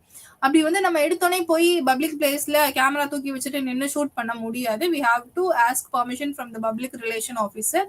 ஸோ நிறைய அந்த கிளியரன்சஸ் எல்லாம் வந்து இவங்க தான் வந்து வாங்கணும். So is the responsibility for that. அப்ப என்ன பண்ணணும் அப்படின்னா, அந்த ரெகுலேஷன்ஸை வந்து கரெக்டா மெயின்டைன் பண்றாங்களா, அதை ஃபாலோ பண்றாங்களா, அந்த ரூல்ஸ் அண்ட் ரெகுலேஷன்ஸ் எல்லாம் அவங்க கரெக்டா ஃபாலோ பண்றாங்களா, அந்த கிளியரன்ஸ் வந்து அந்த இடத்துல வாங்கியிருக்காங்களா, அதுக்கான பெர்மிஷன் வாங்கியிருக்காங்களா. சில நேரங்கள்ல வந்து கோவில்கள் எல்லாம் வந்து போய் ஷூட்டிங் எல்லாம் எடுப்பாங்க, பீச்ல இருக்கும். ஸோ ரொம்ப பப்ளிக் பிளேசஸ்ல எல்லாம் எடுத்தாங்க அப்படின்னா they need to get the clearances. அப்ப யாருக்கிட்ட பெர்மிஷன் வாங்கணும், ஸோ இது எல்லாமே யாரோட ரெஸ்பான்சிபிலிட்டின்னு பாத்தீங்கன்னா இந்த யூனிட் ப்ரொடக்ஷன் மேனேஜருடைய ரெஸ்பான்சிபிலிட்டி. அதுக்கப்புறம் பாத்தீங்கன்னா equipment availability for the crew. அப்ப தேவைப்படுற எக்யூப்மெண்ட்ஸை நம்ம கொண்டு வந்து கொடுக்கணும். சில நேரங்கள்ல வந்து என்னென்ன எக்யூப்மெண்ட் தேவைப்படுது, கேமராவை தவிர்த்து அவங்களுக்கு தேவையான எக்யூப்மெண்ட்ஸ்னா என்னென்ன, படப்பிடிப்புக்கு தேவையான எக்யூப்மெண்ட்ஸ், லைட்டிங்ஸா இருக்கட்டும், ஸ்பீக்கர்ஸா இருக்கட்டும். ஸோ இந்த மாதிரியான விஷயங்கள் எல்லாமே யார் அரேஞ்ச் பண்ணி கொடுக்கணும் அப்படின்னா அந்த யூனிட் ப்ரொடக்ஷன் மேனேஜர், அவர் தான் வந்து அரேஞ்ச் பண்ணி கொடுக்கும். அப்புறம் travel and transportations. Travel and transport, இப்ப சில நேரங்கள்ல வந்து நிறைய நடிகர்கள் நடிகைகள் எல்லாம் வந்து ஒரு படத்துல மட்டுமே நடிக்க மாட்டாங்க இல்லையா, நிறைய வெவ்வேறு இடங்கள்ல நடிச்சுக்கிட்டு இருப்பாங்க. அப்ப அவங்க டிராவல் பண்ணிட்டு போறதுக்கான வசதிகளும் இவங்க தான் செஞ்சு தரப்படும். இப்ப அந்த ஊருக்கு வந்துட்டாங்க, ஏர்போர்ட்டுக்கு வந்துட்டாங்கன்னா ஏர்போர்ட்ல இருந்து இந்த படம் நடைபெற இடத்துக்கு இவங்க தான் கூட்டிட்டு வரணும். அதுக்கான டிரான்ஸ்போர்ட் அவைலபிலிட்டி எல்லாமே இவங்க தான் பாத்துக்கணும். டிராவல் அண்ட் டிரான்ஸ்போர்டேஷன்ஸ், சரிங்களா. அப்ப அதுக்கு அடுத்து பாத்தீங்க அப்படின்னா டெய்லி ப்ரொடக்ஷன் காஸ்ட் அனாலிசிஸ்.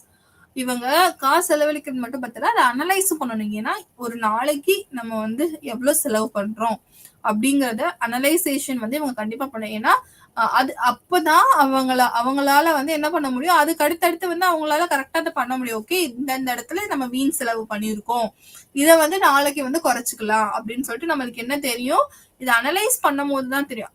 அப்ப அவங்க என்ன பண்றாங்கன்னா டெய்லி ப்ரொடக்ஷன் காஸ்ட் வந்து அனலைஸ் பண்றாங்க. அதுக்கப்புறம் பாத்தீங்க அப்படின்னா the functioning of all departments and the process with regard to a film making. அப்ப நிறைய டிபார்ட்மெண்ட் சேர்ந்துதான் வந்து என்ன பண்ணுவாங்க, ஒரு படக்குழுன்னு தான் நம்ம சொல்லுவோம். அப்ப நிறைய வெவ்வேறு குழுக்கள் இருக்கும் இல்லையா? அப்ப இவங்க எல்லாம் சேர்ந்துதான் நம்ம எனக்கு என்ன பண்ணுவாங்க, ஒரு திரைப்படமா ஆக்குறதுக்கு வந்து உதவி பண்றாங்க. அப்போ இந்த எல்லா டிபார்ட்மெண்ட்டும் எல்லா துறைகளும் வந்து சரியாதான் வேலை செய்யறாங்களா? அதோட ஃபங்க்ஷன்லாம் கரெக்டா நடக்குதா? அன்னன்னைக்கு நடக்க வேண்டிய ஷூட்டிங் நடக்குதா? அந்த ட்ரெஸ்ஸஸ் காஸ்டியூம்ஸ் எல்லாம் கரெக்டா வந்து சேருதா? இல்ல ஃபுட் எல்லாம் வந்து உங்களுக்கு கரெக்டா கிடைக்குதா? டிராவல் அந்த டிரான்ஸ்போர்டேஷன்ஸ் ப்ராசஸ் ஃபெசிலிட்டிஸ் எல்லாம் உங்களுக்கு சரியாக தான் கிடைக்குதா? அப்படிங்கிற விஷயங்கள் எல்லாத்தையுமே இவர் வந்து என்ன பண்ணணும் அப்படின்னா இவர் தான் வந்து பாத்துக்கணும். அதை வந்து சூப்பர்வைஸ் பண்றதோட வேலை வந்து யார் வேலைன்னா இந்த யூனிட் ப்ரொடக்ஷன் மேனேஜரோட வேலை. அதுக்கப்புறம் பாத்தீங்க அப்படின்னா புகைப்பட இயக்குனர், கேமரா மற்றும் குழுவினரின் பொறுப்பாளராக உள்ளார் மற்றும் அதன் விலக்குகள் உட்பட படத்தின் தோற்றத்தை தீர்மானிக்கிறார். உரையாடலின் பதிவு, உற்பத்தி, ஒலிக்கலவை மற்றும் பூம் ஆபரேட்டரால் செய்யப்படுகிறது. அதாவது ஒரு புகைப்பட இயக்குனர் போட்டோகிராபிக் இருக்காங்க இல்லையா, அப்புறம் டைரக்டர் இருக்காங்க, இப்ப இந்த கேமராமேன் இருக்காங்க. சோ இவங்க எல்லாருமே என்ன பண்ணுவாங்க அப்படின்னா அந்த படத்தை வந்து ஒரு ஒரு கரெக்டா வந்து நம்ம எடுத்துட்டு போறோம், சில லைட் செட்டிங்ஸ் இல்ல அப்படின்னு சொல்லி அந்த படத்தோட தோற்றம் இருக்கு இல்லையா, இப்ப நம்ம ஒரு ஃப்ரேம்குள்ள வச்சு பாக்குறோம் அப்படின்னா சே இந்த போட்டோ செம்மையா இருக்குப்பா அப்படின்னு நம்ம சொல்றோம். அதே மாதிரி இந்த சீன் இந்த இடத்துல நல்லா இருக்கு, பின்னாடி பாரு எவ்வளவு அழகா சீனரி எல்லாம் கவர் பண்ணியிருக்காங்க, அந்த இடத்துல அந்த ஆறு எவ்வளவு அழகா ஓடிக்கிட்டு இருக்கு, அந்த பேக்ரவுண்டு அதுக்கு முன்னாடி நின்று அழகா ஷூட் பண்ணியிருக்காங்கப்பா அப்படின்னு நம்ம சொல்றோம், அந்த ரசிக்கிறோம் இல்லையா. அந்த மாதிரி அந்த படத்தோட தோற்றத்தை நம்ம கிட்ட கொண்டு வர்றதுக்கு இவங்க எல்லாருமே உதவி செய்யறாங்க. அந்த கேமராமேன், இயக்குனர், அந்த குழுவோட பொறுப்பாளர், இவங்க எல்லாருமே என்ன பண்றாங்க, அதுக்கு இது பண்றாங்க. அந்த விளக்குகள் வந்து எந்த அளவுக்கு சரியாக இருக்கணும், அந்த பிரைட்னஸ், அந்த விளக்குகளோட பிரைட்னஸ் வந்து எப்படி இருக்கணும், அது வந்து எந்த திசையை நோக்கி இருக்கணும், யாரை பார்த்து இருக்கணும் அப்படின்னு சொல்லிட்டு இது எல்லாத்தையுமே தீர்மானிக்கிறாங்க இல்லையா அந்த கேமராமேன். சோ வந்து அவங்கதான் வந்து முடிவு பண்ணுவாங்க. ஓகே, அந்த கேமராமேன் வந்து இந்த படப்பிடிப்பு பண்ணதுக்கு அப்புறம் டைரக்டர் பார்ப்பாரு, டைரக்டர் பார்த்து அந்த சீன் கரெக்டா வந்துருச்சு அப்படின்னா ஓகே, இல்லைன்னா திருப்பி ரீடேக் போவாங்க. சில நேரங்கள்ல வந்து நிறைய தடவை கூட போறதுக்கான வாய்ப்பு இருக்கு. ஏன்னா அந்த சீன் வந்து டைரக்டருக்கு வந்து சாட்டிஸ்பாக்சனா இருக்கணும், டைரக்டர் மட்டும் இல்லாம அந்த ப்ரொடியூசருக்கும் வந்து அது சாட்டிஸ்ஃபைடா இருக்கணும். ஏன்னா ஒரு அந்த திரைப்படத்துல சில நேரங்கள் அந்த காட்சி வந்து ரொம்ப முக்கியமான காட்சியா இருந்துச்சுன்னா அதை நம்ம என்ன பண்ணுவோம், பர்ஃபெக்டா வந்து படப்பிடிப்பு பண்ணணும். அப்ப அந்த காட்சிப்படுத்துதல் வந்து ரொம்ப நேரம் ஆனாலும் கூட அவங்க வந்து திருப்பி பரவாயில்ல நீங்க ரீடேக் போங்க ஏன்னா அப்படின்னு சொல்லிட்டு, ஏன்னா மோஸ்ட்லி ரீடேக் போக மாட்டாங்க. மோஸ்ட்லின்றதை விட சில காட்சிகளுக்கு ரீடேக் போக மாட்டாங்க. ஏன்னா அது முக்கியத்துவம் அல்லாத ஒன்றாக இருந்தது அப்படின்னா ரீடேக் போக மாட்டாங்க. ஏன்னா காஸ்ட்லி செஷன் கூட திருப்பி நம்ம எல்லாத்தையும் நடிக்க வைக்கணும், அந்த கேமராவெல்லாம் ரீரோல் பண்ணணும். ஸோ நிறைய ப்ராசஸ் இருக்கு. அதனால என்ன பண்ணுவாங்க அப்படின்னா ரொம்ப முக்கியம் அந்த சீன் அந்த திரைப்படத்திற்கு ரொம்ப முக்கியம் அப்படின்னா கண்டிப்பா வந்து என்ன பண்ணுவாங்க அப்படின்னா ரீடேக் போவாங்க. சரியா அமையலைனா, சரியா அமைஞ்சிச்சுன்னா வெல் அண்ட் குட், அடுத்த சீன் போயிட்டே இருப்பாங்க. இப்ப அந்த தோற்றத்தை வந்து அவங்கதான் தீர்மானிக்கிறாங்க. திரைப்படம் வந்து எப்படி தோற்றம், அதோட தோற்றமா தீர்மானிக்கிறது யாரு, இவங்க தான், அந்த கேமராமேன்ஸ், அந்த இயக்கம், படக்குழுவினர்கள், இவங்க எல்லாருமே தீர்மானிக்கிறாங்க. அதுக்கப்புறம் பாத்தீங்க அப்படின்னா இந்த உரையாடலின் பதிவு, உற்பத்தி, ஒலிக்கலவை மற்றும் பூம் ஆபரேட்டரால் செய்யப்படுகிறது. இப்ப இந்த உரையாடலோட பதிவு இருக்குல்ல, அதை ப்ரொடியூஸ் பண்ணும்ல, நம்ம வந்து கரெக்டா அந்த கேப்சர் பண்ற விஷயம். அதாவது நான் பேசுறேன், எனக்கு பதில் கொடுக்குற விதமா எனக்கு இன்னொருத்தர் ஆப்போசிட் நின்று பேசுறாங்க அப்படின்னா என்னையும் கவர் பண்ணணும், அவங்களையும் கவர் பண்ணணும், என்னோட வாய்ஸையும் வந்து கரெக்டா அந்த லிப் மூவ்மெண்ட் வந்து கரெக்டா வந்து அவங்க கேப்சர் பண்ணணும், என்னோட ஃபேஸ் தெரியணும், சுத்தி இருக்க பேக்ரவுண்ட் தெரியணும், எனக்கு ஆப்போசிட்ல உள்ளவங்க தெரியணும், என் கூட யார் யார் இருக்காங்கன்னு தெரியணும். சோ இந்த மாதிரியான எல்லா விஷயங்களையும் அவங்க என்ன பண்ணணும்னா பதிவு பண்ணணும். அப்ப அதுக்கேத்த மாதிரிதான் அவங்க என்ன பண்ணணும், கேமரா அட்ஜஸ்ட்மெண்ட்ஸ் எல்லாம் பண்ணணும். சில நேரங்கள்ல இந்த வியூ நல்லா இல்ல, சரி இந்த சைட்ல இருந்து இந்த வியூல எடுத்தா கரெக்டா தெரியுது அப்படின்னு சொல்லிட்டு கூட அவங்க வந்து பண்ணலாம். சோ அதுக்கேத்த மாதிரி அவங்க வந்து ஒவ்வொரு விஷயங்களையும் ஒவ்வொரு மூமெண்ட்டையும் அவங்க என்ன பண்ணணும், பார்த்துதான் வந்து பண்ணணும். பண்ண வேண்டிய சூழ்நிலையில அவங்க தான் இருக்காங்க. அப்பனாதான் நம்மளுக்கு என்ன கிடைக்கும், ஒரு வெற்றி திரைப்படமா தான் அமையும். அதுக்கப்புறம் பாத்தீங்க அப்படின்னா ஷூட்டிங் ஓகேப்பா, எல்லாம் டிசைட் பண்ணியாச்சு, லொகேஷன்லாம் டிசைட் பண்ணியாச்சு, வந்து நடிக்க ஆரம்பிச்சாச்சு. இப்ப ஷூட்டிங் அப்படின்னு ஒண்ணு வந்திருக்கு. இந்த படப்பிடிப்பு நாளுக்கு முன்பே வேலை அறிவிக்கப்படுவதால் அழைப்பு நாள் உருவாக்கப்பட்டுள்ளது. ஒவ்வொரு துறைக்கும் குறிப்பிட்ட அறிக்கையில் நேரத்துடன் அடுத்த நாள் பணிய அழைப்பு தாளில் பட்டியலிடப்பட்டுள்ளது. அதாவது என்ன சொல்லிடுறாங்க அப்படின்னா, நம்ம முன்னாடியே சேர்த்தோம் ஸ்கிரிப்ட், இதுதான் அவங்க ஸ்கிரிப்ட் அப்படின்னு சொல்லிட்டு நம்ம முன்னாடியே கொடுத்துருவோம். ஆனா யார் யாருக்கு என்னன்னைக்கு ஷூட்டிங் அப்படிங்கிற ஷெடியூலும் நம்ம என்ன பண்ணுவோம், லிஸ்ட் போட்டு அவங்க கையில கொடுத்துருவோம். ஏன்னா படப்பிடிப்புக்கு முந்தின நாள், ஏன்னா நாளைக்கு வந்து இந்த சீன் தான் ஷூட் பண்ண போறோம் அப்படின்னா அந்த சீன்ல யார் யாரும் நடிக்கணுமோ அவங்களுக்கு எல்லாம் அழைப்பு கொடுத்து அவங்களெல்லாம் வர சொல்லிடணும். அந்த ஷெடியூல நம்ம முன்னாடியே போடணும்ல. காலையில போயிட்டு இன்னைக்கு உனக்கு ஷூட்டிங் வாப்பாட்டு அவங்களால வர முடியுமா, அவங்க வேற ஏதாவது ஒரு இடத்துல வேற ஒரு ஷூட்டிங்க்கு கொடுத்துருப்பாங்க. அந்த கால் ஷீட் எல்லாம் கொடுத்துருப்பாங்க. நான் அன்னைக்கு ஃப்ரீயா இருக்கேன், நீங்க நினைக்கிற டேட்டு கொடுங்க, இன்னைக்கெல்லாம் என்னால நடிக்க முடியும் அப்படின்னு சொல்லிட்டு அந்த நடிகைகள் வந்து கொடுத்துருக்க தேதியில நம்ம ஷூட்டிங் பண்ணணும். அப்ப என்ன பண்ணணும் அப்படின்னா முன்னாடியே ஒரு ஷெட்யூல் போட்டு அவங்க கையில வந்து நம்ம கொடுத்துருவோம், இன்னைக்கெல்லாம் அவங்களுக்கு ஷூட்டிங். அது மட்டும் இல்லாம அதுக்கு முந்தின நாள் வந்து அவங்களுக்கு அழைப்பு விடுப்போம், இந்த மாதிரி நாளைக்கு அவங்களுக்கு ஷூட்டிங் இருக்கு, நீங்க மறக்காம வந்துருங்க அப்படின்னு சொல்லிட்டு நம்ம என்ன பண்ணணும், ஒரு தடவை ஞாபகப்படுத்தணும். பிகாஸ் அவங்க எல்லாம் வந்து என்ன பண்ணுவாங்க, சில நேரங்கள்ல பிஸியா இருக்கக்கூடிய ஆட்கள். அதனால நம்ம வந்து என்ன பண்ணணும், நம்ம தான் வந்து அந்த படக்குழு, அந்த அதுக்குன்னு ஒரு டிபார்ட்மெண்ட் இருக்கும், அந்த குழுக்கள்ல வந்து ஒருத்தவங்க நியமிக்கப்பட்டிருப்பாங்க. அவங்க என்ன பண்ணுவாங்கன்னா எல்லாத்துக்கும் ஃபோன் பண்ணி இந்த மாதிரி நாளைக்கு நீங்க வந்துருங்க, ஷூட்டிங் இருக்கு, இதை இன்ஃபார்ம் பண்ணக்கூடிய ஆட்கள் வந்து இருப்பாங்க. அப்ப ஒரு துறைக்கும் குறிப்பிட்ட அறிக்கையில் நேரத்துடன் அடுத்த நாள் பணி, அவங்க அடுத்த நாள் வர்றதுக்கான பணி அழைப்பு வந்து கொடுத்துருவாங்க. அந்த தாள்ல வந்து பட்டியலிட்டு அந்த லிஸ்ட் வந்து அவங்க கைக்கும் போயிடும். இப்ப தொழில்நுட்ப ரீதியாக டிபி, ஒளி மிக்சர் மற்றும் கேமரா ஆபரேட்டர் மற்றும் இயக்குனருக்கு ஏற்றுக்கொள்ளக்கூடியவரை ஒரு காட்சிக்கு வெவ்வேறு ஷாட்கள் தேவைப்படலாம். நடிகர்கள் ஸ்கிரிப்டுகள் திருத்தப்படும், அல்ல ஸ்கிரிப்டுகள் சேர்க்கப்படும், மாற்றங்களுக்கு ஸ்கிரிப்ட் வந்து உட்படுத்தப்படலாம் அப்படின்னு சொல்றாங்க. அதாவது என்ன அப்படின்னா, சில நேரங்கள்ல நம்ம லொகேஷன் சூஸ் பண்ணிடுவோம், ஆட்கள் சூஸ் பண்ணிடுவோம், நடிகர்கள் சூஸ் பண்ணிடுவோம்.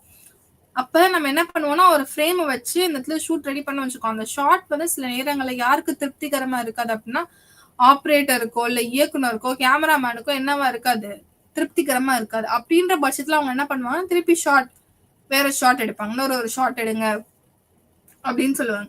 அப்ப இன்னொரு ஷாட் எடுக்கணுன்றப்போ வேற வேற ஃப்ரேம்கள்ல வச்சும் எடுப்பாங்க. சில நேரங்கள்ல அந்த ஷாட் அவங்களுக்கு எப்போ சாட்டிஸ்ஃபை ஆகுதோ அது வரைக்கும் அவங்க ரீடேக் போயிட்டே தான் இருப்பாங்க. அதை வந்து நம்மளால சொல்லவே முடியாது. ஏன் அப்படின்னா அது ஒரு திருப்பு முனையா இருக்கலாம் அந்த படத்துல. இந்த ஷாட்டை வந்து இப்படி வைக்கிறதுக்கு பதிலாக வேற மாதிரி வச்சா நல்லா இருக்கும், இந்த இடத்துல இந்த கேரக்டர் வரக்கு பதிலாக அந்த டயலாக் இந்த கேரக்டர் வந்து பேசினா பெட்டரா இருக்கும் அப்படிங்கிற சில விஷயங்கள் ஸ்பாட்ல தோணலாம், நிறைய பேத்துக்கு தோணலாம். அப்ப அத வந்து யாரு பண்ணுவா அப்படின்னா, அந்த இயக்குனர் வந்து ஏற்றுக்கொள்ற வரைக்கும் அந்த ஷாட் வந்து எனக்கு திருப்திகரமா இருக்குப்பா அப்படின்னு சொல்லிட்டு அந்த டைரக்டருக்கு சாட்டிஸ்பாக்சன் நடக்கிற வரைக்கும் அந்த காட்சியை வந்து வேற ஷார்ட்கள் போயிட்டே தான் இருப்பாங்க. அந்த இடத்துல வந்து நாம சொன்ன மாதிரி ஸ்கிரிப்ட் வந்து சேஞ்ச் பண்ணலாம், டயலாக்ஸ் சேஞ்ச் ஆகும், கதைகள் சேஞ்ச் ஆகும். சோ வந்து அந்த ஸ்கிரிப்ட் வந்து மாற்றங்களுக்கு உள்ளாக்கப்படும் கண்டிப்பா அந்த இடத்துல. ஏன்னா சில நேரங்களில் ஷார்ட் எடுத்துட்டு இருக்கும் போது தோணும், நம்ம அந்த ஸ்கிரிப்ட் வந்து இப்படி கொண்டு போலாமே, இந்த காமெடி எப்படி நம்ம சொல்லலாமே, இந்த காமெடி டயலாக் இப்படி வச்சிருக்கலாமே அப்படின்னு சொல்லிட்டு நிறைய சேஞ்சஸ் ஸ்பான்டேனியஸா வர்றதுக்கான வாய்ப்பு இருக்கு. ஸோ கண்டிப்பா வந்து ஸ்கிரிப்ட் வந்து என்ன ஆகும், ஸ்கிரிப்ட்ல வந்து சேஞ்சஸ் நடந்துட்டே தான் இருக்கும். அதுக்கப்புறம் பாத்தீங்க அப்படின்னா ஒரு நாள் படப்பிடிப்பு முடிந்ததும் படம் அதை வளர்ப்பதற்காக ஒரு ஆய்வகத்திற்கு அனுப்பப்பட்டு பின்னர் இயக்குனர், ஆசிரியர், வீடியோ டேப்பிற்கு மாற்றப்படுகிறது. நிர்வாகிகள் மற்றும் தயாரிப்பாளர்கள் அதை பார்க்க வேண்டும். அதாவது ஓகே, நம்ம வந்து இந்த கதை எல்லாமே ஸ்கிரிப்ட்ல இருக்க டயலாக்ஸ் சீன்ஸ் எல்லாமே ஷூட் பண்ணி முடிச்சாச்சு, ஒரு திரைப்படமா மாத்தியாச்சு. இப்ப அதை ஒரு படமா நம்ம ஆக்கணும் இல்லையா. நம்ம ஷார்ட்டா தான் நம்ம எடுத்திருப்போம், சீன்ஸா தான் நம்ம எடுத்திருப்போம். அது எல்லாத்தையும் நம்ம என்ன பண்ணுவோம் அப்படின்னா ஒரு படமா மாத்தணும். அதுக்கு அதை வந்து நம்ம என்ன பண்ணுவோம் அப்படின்னா, நம்ம ரெக்கார்ட் பண்ண விஷயங்கள் எல்லாத்தையும் ஒரு லெபார்டரி கொண்டு போவோம். அந்த லேபுக்கு, அதாவது லேப் இந்த சென்ஸ் அப்படின்னா இதை வந்து நம்ம மாற்றக்கூடிய அந்த டெக்னிக்கல் ப்ராசஸ், அந்த டெக்னிக்கல் அசிஸ்டன்ஸ் எல்லாமே, இந்த கேஜெட்ஸ்ன்னு சொல்லுவோம்ல, பொருட்கள் எல்லாமே ஒரு இடத்துல இருக்கும், ஸ்டூடியோஸ்ன்னு சொல்லுவோம். ஸோ அந்த மாதிரியான இடத்துக்கு ஒரு லேபுக்கு வந்து நம்ம கொண்டு போவோம். அந்த லேபுக்கு கொண்டு போனோடனே அது என்ன பண்ணும் அப்படின்னா வீடியோ டேப் இருக்கும், வீடியோ டேப் மாற்றப்படும், வீடியோ டேப்புக்கு வந்து மாற்றப்படும். நம்ம வியூ பண்ற மாதிரியான ஒரு செட்டிங்ஸ்க்கு வந்து அதை மாற்றுவாங்க. அப்படி அதை மாத்தினதுக்கு அப்புறம் வந்து என்ன பண்ணுவாங்க, டைரக்டர் பார்ப்பாரு, எழுத்தாளர் பார்ப்பாங்க, ஆசிரியர் பார்ப்பாங்க, தயாரிப்பாளர் முக்கியமான பங்கு, தயாரிப்பாளர் பார்ப்பாரு. ஸோ இவங்க எல்லாரும் பார்த்துட்டு என்ன பண்ணுவாங்க, அப்பயும் சில சேஞ்சஸ் நடக்கலாம்.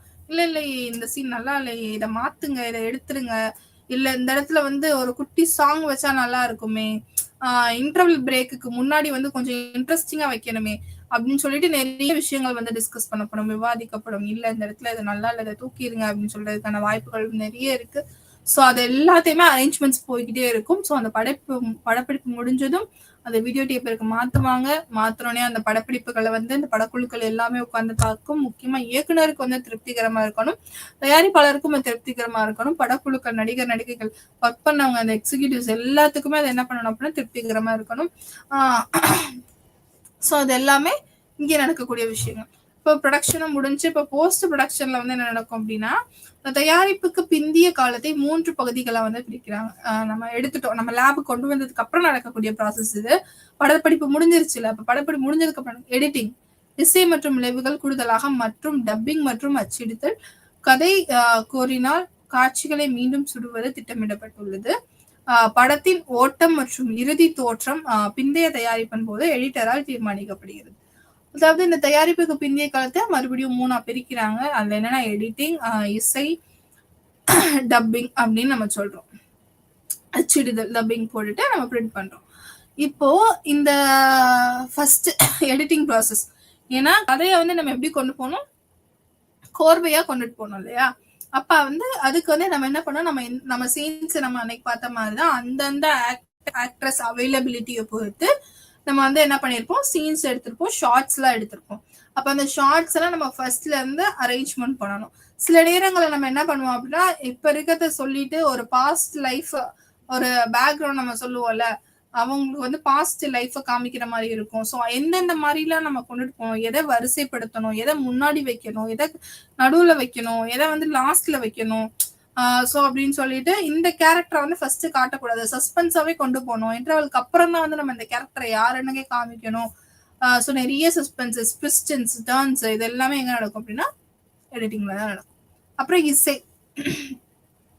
ஓகேவா, sound engineers, sound designers, sound musics. So music மட்டும் சவுண்ட் கிடையாது, சவுண்ட் டிசைனர்ஸ்னா சில நேரங்கள்ல அழுகிற மாதிரி, தண்ணி சிந்துற மாதிரியான சவுண்ட், அந்த குச்சி எடுத்து அடிக்கிற மாதிரி. இப்ப சண்டை காட்சிகளுக்குள்ள சவுண்ட் வருதுன்னா நிஜமாவே அடிக்கிறதுனால இல்ல, அந்த சவுண்ட் இன்ஜினியர்ஸ் வந்து அதுக்கான ஒர்க் எல்லாம் பார்ப்பாங்க. இப்ப தண்ணி ஓடுது அப்படின்னா அந்த தண்ணி ஆத்தங்கரை ஓரமா நிக்கிற தண்ணி ஓடுற சவுண்ட் வந்து படத்துல கேக்குது அப்படின்னா அந்த அந்த சவுண்ட் அப்படியே ரெக்கார்ட் ஆயிருக்காது. சவுண்ட் இன்ஜினியர்ஸ் தான் வந்து அதுக்கான அந்த விஷயங்கள் எல்லாமே வந்து பண்ணுவாங்க. எடிட்டிங் பண்ணும் போது இந்த சவுண்ட் இன்ஜினியர்ஸோட பார்ட் வந்து ரொம்ப மெயினா இருக்கும். அப்ப இவங்க அதை பண்ணதுக்கு அப்புறம் நம்ம இருப்பாங்க டப்பிங் பண்ணணும். டப்பிங்னா திரைப்படம் போதே நம்ம வந்து சேர்ந்து வாய்ஸ் ரெக்கார்ட் பண்ண மாட்டாங்க, தனியா வந்து டப்பிங் இண்டஸ்ட்ரின்னு ஒரு தனியா அதுக்குன்னு ஒரு இது இருக்கு. ஸோ டப் பண்ணுவாங்க அவங்களே வந்து. சில நேரங்கள்ல அந்த நடிகர் நடிகைகளே வந்து டப் பண்ணுவாங்க. சில நேரங்கள்ல வந்து நம்ம வந்து மாற்று மொழி நடிகைகளா இருந்தா அவங்களுக்கு வந்து இப்ப தமிழ்ல படம் எடுத்துட்டு இருக்காங்க அப்படின்னா அதுல நடிக்கக்கூடிய நடிகர் நடிகைக்கு வந்து தமிழ் தெரியாது, அவங்க வேற மொழிக்காரங்க அப்படின்னா அதுக்கு அவங்க வந்து நடிச்சு கொடுத்துருவாங்க. ஆனா அவங்களுக்கு பதிலா டப் பண்றது யார் பண்ணுவாங்க அப்படின்னா வேற ஒருத்தவங்க தமிழ் பேசுறவங்களை வச்சு நம்ம வந்து பண்ணிக்கிடுவோம். ஏன் அப்படின்னா அவங்களால பேச முடியாதுன்னு இல்ல, பேசுவாங்க. சில நேரங்கள்ல வந்து என்னன்னா மயமொழி பிழைகள் வர்றதுக்கான வாய்ப்புகள் வந்து நிறைய இருக்கு. அவங்க ப்ரொனன்சியேஷன் ஒண்ணு இருக்கு இல்லையா, அது வந்து சில இடத்துல வந்து மாறுச்சு, ஒரு அந்த டோன் வந்து ஏறி இறங்குச்சு, இல்ல சமமா இல்ல அப்படின்னா அந்த பொருள் மாறுபடுறதுக்கான வாய்ப்பு அதிகமா இருக்கு. ஸோ அப்படி எதுவும் நடக்காம இருக்கணுன்றதுக்கான அந்த ஆப்டான டப்பிங் ப்ராசஸ் வந்து நடக்கும். அது வந்து ரொம்ப முக்கியமான பங்கு இல்லையா. அதுக்கப்புறம் வந்து நம்ம வெளியிடுறது. இப்போ திரும்பி வந்து சில நேரங்கள்ல வந்து என்ன பண்ணுவோம் அப்படின்னா அந்த கதையில வந்து நம்மளுக்கு திருப்தி இல்லப்பா, இது ஒரு முழு கதையா நம்மளுக்கு அமையலையே, இதுக்கு பதில் இன்னொரு ஒரு ஷார்ட் மட்டும் நம்ம எடுத்து சேர்த்துக்கலாம், ஒரு குட்டி சீன் மட்டும் நம்ம எடுத்துக்கலாம் அப்படின்னா அதையும் திருப்பி வந்து என்ன பண்ணுவாங்கன்னா ரீஷூட் பண்றதுக்கான வாய்ப்புகள் நிறைய இருக்கு. அப்படி பண்ணவும் செஞ்சிருக்காங்க நிறைய இடங்கள்ல. திடீர்னு இதெல்லாம் பண்ணிட்டு இருக்கும் போது முழுசா இதுல ஏதோ ஒண்ணு குறையுதே அப்படின்னு சொல்லிட்டு இந்த இடத்துல வந்து நம்ம வந்து ஒரு காமெடி வச்சா நல்லா இருக்குப்பா, காமெடி சீனை வச்சா சீரியஸான விஷயம் போய்கிட்டு இருக்கு, டக்கு இடத்துல ஒருத்தர் காமெடி பண்ணா நல்லா இருக்கும், அந்த இடத்துல வந்து அந்த எமோஷனை பேலன்ஸ் பண்றதுக்கு இவன் காமெடி பண்ணா நல்லா இருக்குமே, அந்த ஒரு இதை வந்து கலைச்சு விடுறதுக்கு, அந்த சீரியஸ்னஸ் கலைச்சு விடுறதுக்கு அப்படின்னு சொல்லிட்டு சில இடங்களை தோணலாம். அதுவும் திரும்பி வந்து ரீஷூட் பண்ணப்படலாம். இப்ப அந்த படத்தின் ஓட்டம் மற்றும் இறுதி தோற்றம் பிந்தைய தயாரிப்பின் போது எடிட்டரால் தீர்மானிக்கப்படுகிறது. இப்போ அந்த நம்ம பாக்குறோம் இல்லையா, அந்த ஒரு காட்சி ஒரு திரைப்படமா, அந்த திரைப்படத்தோட தோற்றத்தை வந்து யார் தீர்மானிக்கிறேன்னா எடிட்டர் தான். அப்சல்யூட்லி கேப்சர் பண்ணி கேமராமேன் கையில கொடுத்துருவாரு, அதை எடிட் பண்ணி நம்மளுக்கு வந்து அதை பக்காவான ஒரு தோற்றத்துல வந்து நம்ம கண் முன்னாடி ஒரு திரைப்படமா நிலையா நிறுத்துறது வந்து எடிட்டர் தான். So editor plays a major role. ஏன்னா ஃபைனல் ப்ராடக்டை வந்து நம்ம கையில கொடுக்குறது எடிட்டர் தான். ஸோ எடிட்டர் வேலைன்னா கரெக்டா கோர்வையா என்ன சீனை ஃபர்ஸ்ட் வைக்கணும், எந்த சீன் லாஸ்ட் வைக்கணும், இன்டர்வலுக்கு முன்னாடி என்ன வைக்கணும், இன்டர்வலுக்கு பின்னாடி என்ன வைக்கணும். ஸோ இது எல்லாத்தையுமே என்ன பண்ணுவாரு அப்படின்னா இவர் தான் டிசைட் பண்ணுவாரு. இவர் டிசைட் பண்றதா இவர் மட்டுமே டிசைட் பண்ண மாட்டார். தயாரிப்பாளர், இயக்குனர், கேமராமேன், நடிகர் நடிகைகள் இவங்க எல்லாத்தோட சஜஷன்ஸோட தான் இவர் டிசைட் பண்ணுவார். ஆனா இவரோட ரோல் வந்து இந்த இடத்துல மேஜரா இருக்கும் எடிட்டிங்ல. அதாவது இந்த திரைப்படத்தோட தோற்றத்தை வந்து நம்மளுக்கு எப்படி காமிக்கணும் அப்படிங்கறத வந்து இவரால மட்டும்தான், அந்த எடிட்டர் தான் தீர்மானிக்கப்படுகிறார். மத்த எல்லாரோட சஜஷன்ஸ் கூட சேர்த்துட்டு. இப்ப விநியோகம் மற்றும் விளம்பரம் இதை பாத்தீங்க அப்படின்னா இந்திய படங்களை பற்றி விவாதிக்கும் போது இந்திய படங்களின் ஒருங்கிணைந்த பகுதியாக இருக்கும் இசை மற்றும் பாடல்களின் அம்சத்தை நம் கணக்கில் எடுத்துக்கொள்ள வேண்டும். சில நேரங்களில் இசை படத்திற்கு முன்னால் கூட இயற்றப்பட்டுள்ளது. இசை இயக்குனர், திரைப்பட இயக்குனர் மற்றும் தயாரிப்பாளருடன் பாடலாசிரியர், பாடகர்கள், நடன இயக்குனர்கள், எடிட்டிங்ஸ் போன்ற பாடல்களின் நேரத்தை வந்து தீர்மானிக்கிறார். அதாவது இப்ப என்ன சொல்றாங்க அப்படின்னா, இப்போ நம்ம ஒரு படத்தை பத்தி விவாதிக்கும் போது நம்ம என்ன பார்த்தோம், டைரக்டர் பார்த்தோம், தயாரிப்பாளர் பார்த்தோம், நடிகர் நடிகைகள் பார்த்தோம். இவங்க மட்டும் இல்லாம இந்த இசைன்னு ஒரு விஷயம் இருக்கு. நிறைய படங்கள்ல பாத்தீங்க அப்படின்னா படங்களை விட பாடல்கள் வந்து ரொம்ப பெரிய ஒரு வெற்றி பாடல்கள் அமைஞ்சிருக்கு. அந்த பாடல்கள் மூலியமா தான் படங்களே ஓடி இருக்கும். அந்த மாதிரியான படங்கள் எல்லாம் கூட நிறைய வந்திருக்கு. அப்ப சில நேரங்கள்ல அதான் சொல்றாங்க, படத்தை ஷூட் பண்ண ஆரம்பிக்கிறதுக்கு முன்னாடி கூட, அந்த சீன்ஸ் ஆரம்பிக்கிறதுக்கு முன்னாடி கூட பாடல்களுக்கு வந்து முக்கியத்துவம் கொடுத்து பாடல்களை ஷூட் பண்ண ஆரம்பிச்சிருவாங்க. சோ அந்த மாதிரியான நிகழ்வுகள் எல்லாம் நடந்திருக்குன்னு சொல்றாங்க. இசை இயக்குனர் இருக்காங்கல்ல, மியூசிக் டைரக்டர்ஸ் எல்லாம் இருக்காங்கல்ல, சோ அவங்க ரொம்ப மேஜர் ரோல் பிளே பண்ணுவாங்க பாட்டுக்கு. பாடக்கூடியவர்கள், அந்த பாடல்களை எழுதக்கூடியவர்கள், பாடல் ஆசிரியர்கள். சோ பாடல் இயக்குனர், மியூசிக் போடுறவங்க, பாடல் பாடக்கூடியவர்கள், பாட்டு பாடுறவங்க, பாடல் ஆசிரியர்கள், ஸ்கிரிப்ட் எழுதுறவங்க. சில நேரங்கள்ல பாத்தீங்க அப்படின்னா அந்த ஸ்கிரிப்ட் பாடல் ஆசிரியர்கள் வந்து நடிகர்களாகவும் கூட இருக்கலாம், இல்ல அந்த மியூசிக் டைரக்டரே கூட அதை எழுதலாம், இல்ல மியூசிக் டைரக்டரே கூட பாடலாம். அந்த மாதிரி பன்முகத்தன்மை கொண்டவங்க வந்து நிறைய பேர் இருக்காங்க. சோ இவங்க எல்லாரும் வந்து என்ன பண்ணுவாங்க அப்படின்னா மேஜர் ரோல் பிளே பண்ணுவாங்க. அது மட்டும் இல்லாம அந்த பாட்டுல டான்ஸ் இருக்கும், நடுவுல கண்டிப்பா இருக்கும், டான்சஸ் இருக்கும். அதுவும் நிறைய டான்ஸ் நல்லா ஆடக்கூடியவர்கள், நடனம் நல்லா ஆடக்கூடியவர்கள் வந்து அந்த படத்துல நடிகர்களா போட்டாங்கன்னா கண்டிப்பா வந்து அந்த ஒரு நல்ல கோரியோகிராஃபி வச்சு ஒரு டான்ஸ் கண்டிப்பா இருக்கும். தமிழ் திரைப்படங்கள்லாம் நீங்க அந்த மாதிரி நிறைய பார்த்திருப்பீங்க. நல்ல நடனம் ஆடக்கூடியவர்கள் வந்து நிறைய பேர் இருக்காங்க. நடிகர்களா இருக்கட்டும், நடிகைகளா இருக்கட்டும். அந்த மாதிரி இருக்கிற பட்சத்துல என்ன பண்ணுவாங்க, கண்டிப்பா ஒரு நல்ல ஒரு சாங், நல்ல பீட் போட்டு ஒரு சாங் வந்து நல்லா கொடுப்பாங்க. அந்த நடனம் ஆடக்கூடிய மாதிரியான ஒரு சாங்.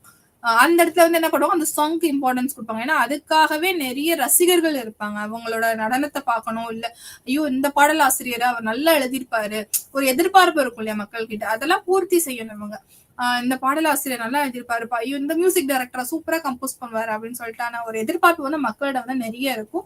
சோ அது எல்லாத்தையுமே வந்து அவங்க பூர்த்தி பண்ணணும். அதுக்கேத்த மாதிரியான சில விஷயங்கள். அது மட்டும் இல்லாம அந்த பாடல் வந்து எதோட ரிலேட் பண்ணியிருக்கணும்னா அந்த திரைப்படத்தோட ரிலேட் பண்ணியிருக்கணும், அந்த மைய கருத்துக்களை ரிலேட் பண்ணியிருக்கணும், அதை சார்ந்ததாக இருக்க வேண்டும். அதை விட்டு வெளியில போக கூடாது.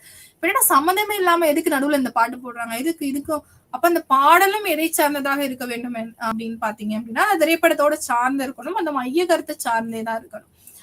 இப்ப இந்தியாவுல பாத்தீங்கன்னா முதல்ல இந்த டாக்கி பிலிம் அப்படின்னு வந்தது வந்து அலம் ஆரா, அதாவது பேசக்கூடிய ஆடியோ அண்ட் வீடியோ மூலியமா வந்த ஒரு முதல் திரைப்படம் இந்தியாவிலேயே அப்படின்னு பாத்தீங்கன்னா அலம் ஆரா அப்படின்னு சொல்லக்கூடிய திரைப்படம் 1931 வந்து வெளியிடப்படுகிறது. சோ இது வந்து பாத்தீங்க அப்படின்னா ரொம்ப பெரிய அச்சீவ்மெண்ட். என்னன்னா நம்ம இன்னைக்கு இருக்கக்கூடிய காலகட்டத்துல ஒரு மொபைல் போன்லயே நம்மளால ஆடியோ வீடியோ சேர்ந்து ரெக்கார்ட் பண்ண முடியும், நம்மளால நல்லாவே பண்ண முடியும், எடிட் பண்ண முடியும். அதுக்கான ஃபெசிலிட்டிஸ் எல்லாமே இப்போ அப்போ இருந்த காலகட்டத்துல ஒரு 60-70 வருடங்களுக்கு முன்னாடி வந்து இருக்கக்கூடிய ஒரு காலகட்டத்துல வந்து எந்த விட ஒரு தொழில்நுட்ப வசதிகள் வந்து இப்ப இருக்கிற அளவுக்கு அப்போ இல்ல. அப்பவே வந்து இந்த மாதிரி திறமையான நிறைய திரைப்படங்கள்லாம் வந்து தயாரிப்பு செஞ்சு அதை வெளியிட்டிருக்காங்க. அது வெற்றி திரைப்படமும் அமைஞ்சிருக்கு. அந்த வகையில பாத்தீங்கன்னா இந்தியாவுல முதல்ல வந்த டாக்கி திரைப்படம் எது அப்படின்னு பாத்தீங்கன்னா அந்த அலமரா 1931 வருடம் வந்து வெளியிட்டிருக்காங்க. சரிங்களா? இப்போ நம்ம திரைப்படம் எல்லாமே எடுத்து முடிச்சாச்சு, எடிட்டிங் ப்ராசஸ் பண்ணியாச்சு, படமா உருவாக்கியாச்சு. இப்ப அடுத்த ப்ராசஸ் என்ன அப்படின்னா நம்ம அப்படியே போய் வெளியிட முடியாது. அதுக்கு சில வரைமுறைகள் இருக்கு, ரெகுலேஷன்ஸ்லாம் இருக்கு. அதெல்லாம் வந்து நம்ம ஃபாலோ பண்ணணும். இதை எடுத்துட்டு போய் டைரக்டா யாரு முன்னாடி வைக்கணும் அப்படின்னா அரசாங்கத்துக்கு முன்னாடி வைக்கணும். அரசாங்கம்னா அரசாங்கத்துல நம்ம யார்கிட்ட வைக்க போறோம்? ஏன் வந்து அரசாங்கம் வந்து உள்ள வருது? ஏன் வந்து நம்ம திரைப்படத்தை எடுத்து போய் அரசாங்கத்தை கொடுக்கணும் அப்படின்னா ரொம்ப ஒரு முக்கியமான விஷயம் பார்த்தா நம்ம முன்னாடியே பார்த்ததுதான் திரைப்படம் வந்து சமூகத்துல பெரிய தாக்கத்தை ஏற்படுத்தும் இல்லையா?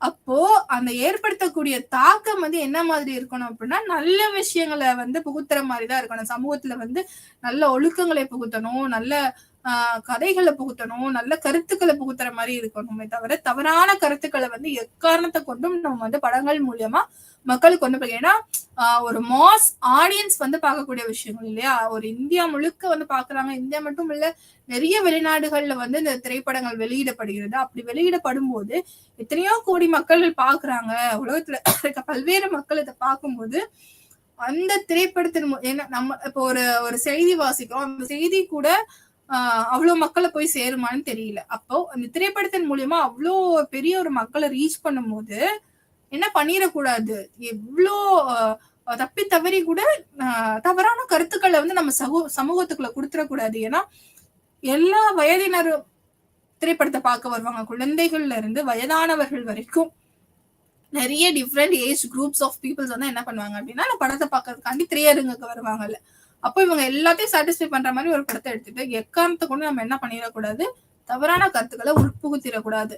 அதுக்காக சில நெறிமுறைகளை வந்து அரசாங்கம் வச்சிருக்கு. அததான் வந்து இப்ப நம்ம என்னன்னு பார்க்கணும்னா ரொம்ப பெரிய தாக்கத்தை ஏற்படுத்துவங்க திரைப்படம் வந்து. அப்ப இந்தியாவில் ஒளிப்பதிவு சட்டம் 1952 வருது. 2ல வந்து நிறைவேற்றப்படுது. இதன் மூலியமா தான் நிறைய ரெகுலேஷன்ஸ் வந்து ரூல்ஸ் அண்ட் ரெகுலேஷன்ஸ் வந்து கொண்டுட்டு வராங்க 1952 வரை. அப்போத்துல இருந்து நடந்த மாற்றங்களுக்கு ஏற்ப மாற்றங்களை முன்மொழிய நீதிபதி முக்தலின் கீழ் ஒரு குழு உருவாக்கப்பட்டது. பரிந்துரையின் அடிப்படையில் ஒளிப்பதிவு மசோதா 2013 முன்மொழியப்பட்டு சேஞ்சஸ் எல்லாம் சில சேஞ்சஸ் கேட்டிருக்காங்க. பட் இன்னும் வந்து அது ஆக்டா மாறல. மேபி இனிமே வரதுக்கான வாய்ப்புகள் இருக்கு. சோ தகவல் மற்றும் ஒளிபரப்பு அமைச்சகம் திரைப்படங்கள் தொடர்பான அனைத்து சரி அரசாங்கம்னா யாரு கீழன்னு பார்த்தோம் இல்லையா? அது வந்து எந்த அமைச்சகத்துக்கு கீழே வருது அப்படின்னா தகவல் மற்றும் ஒளிபரப்பு. ஓகேவா? இன்ஃபர்மேஷன் மினிஸ்ட்ரிக்கு கீழே தான் வருது. அப்ப இன்ஃபர்மேஷன் மினிஸ்ட்ரி வந்து என்ன பண்ணுது அப்படின்னா இதுக்கு கீழே அவங்க வந்து டைரக்டா இவங்களை கையாளுறாங்க திரைப்பட தொடர்பான விஷயங்கள். அப்ப அதாவது திரைப்பட உள்ளடக்கத்தின் உற்பத்தி வந்து பரப்புதல் மற்றும் பாதுகாப்பை ஊக்குவித்தல், எந்த விதமான தவறான கருத்துக்களையும் வந்து நம்ம சமூகத்துக்குள்ள கொண்டு போயிடக்கூடாதுன்றதுல வந்து அரசாங்கம் வந்து ரொம்ப வந்து ஸ்ட்ராங்கா இருக்கு. அதுக்கான கைட்லைன்ஸ் வந்து யாரு கொடுக்குறாங்க அப்படின்னா இந்த சென்ட்ரல் போர்ட் ஆஃப் பிலிம் அப்படிங்கிறவங்க ஒரு சர்டிபிகேட் கொடுக்குறாங்க. இதுல வந்து எந்த விதமான தவறான கருத்துக்களும் பயன்படுத்தப்படலை அப்படின்னு சொல்லிட்டு சில சர்டிபிகேட் கொடுப்பாங்க. இவங்க வந்து உறுதி செஞ்சா மட்டும்தான் நம்மளால என்ன பண்ண முடியும் அப்படின்னா அந்த திரைப்படத்தை வந்து வெளியிட முடியும்.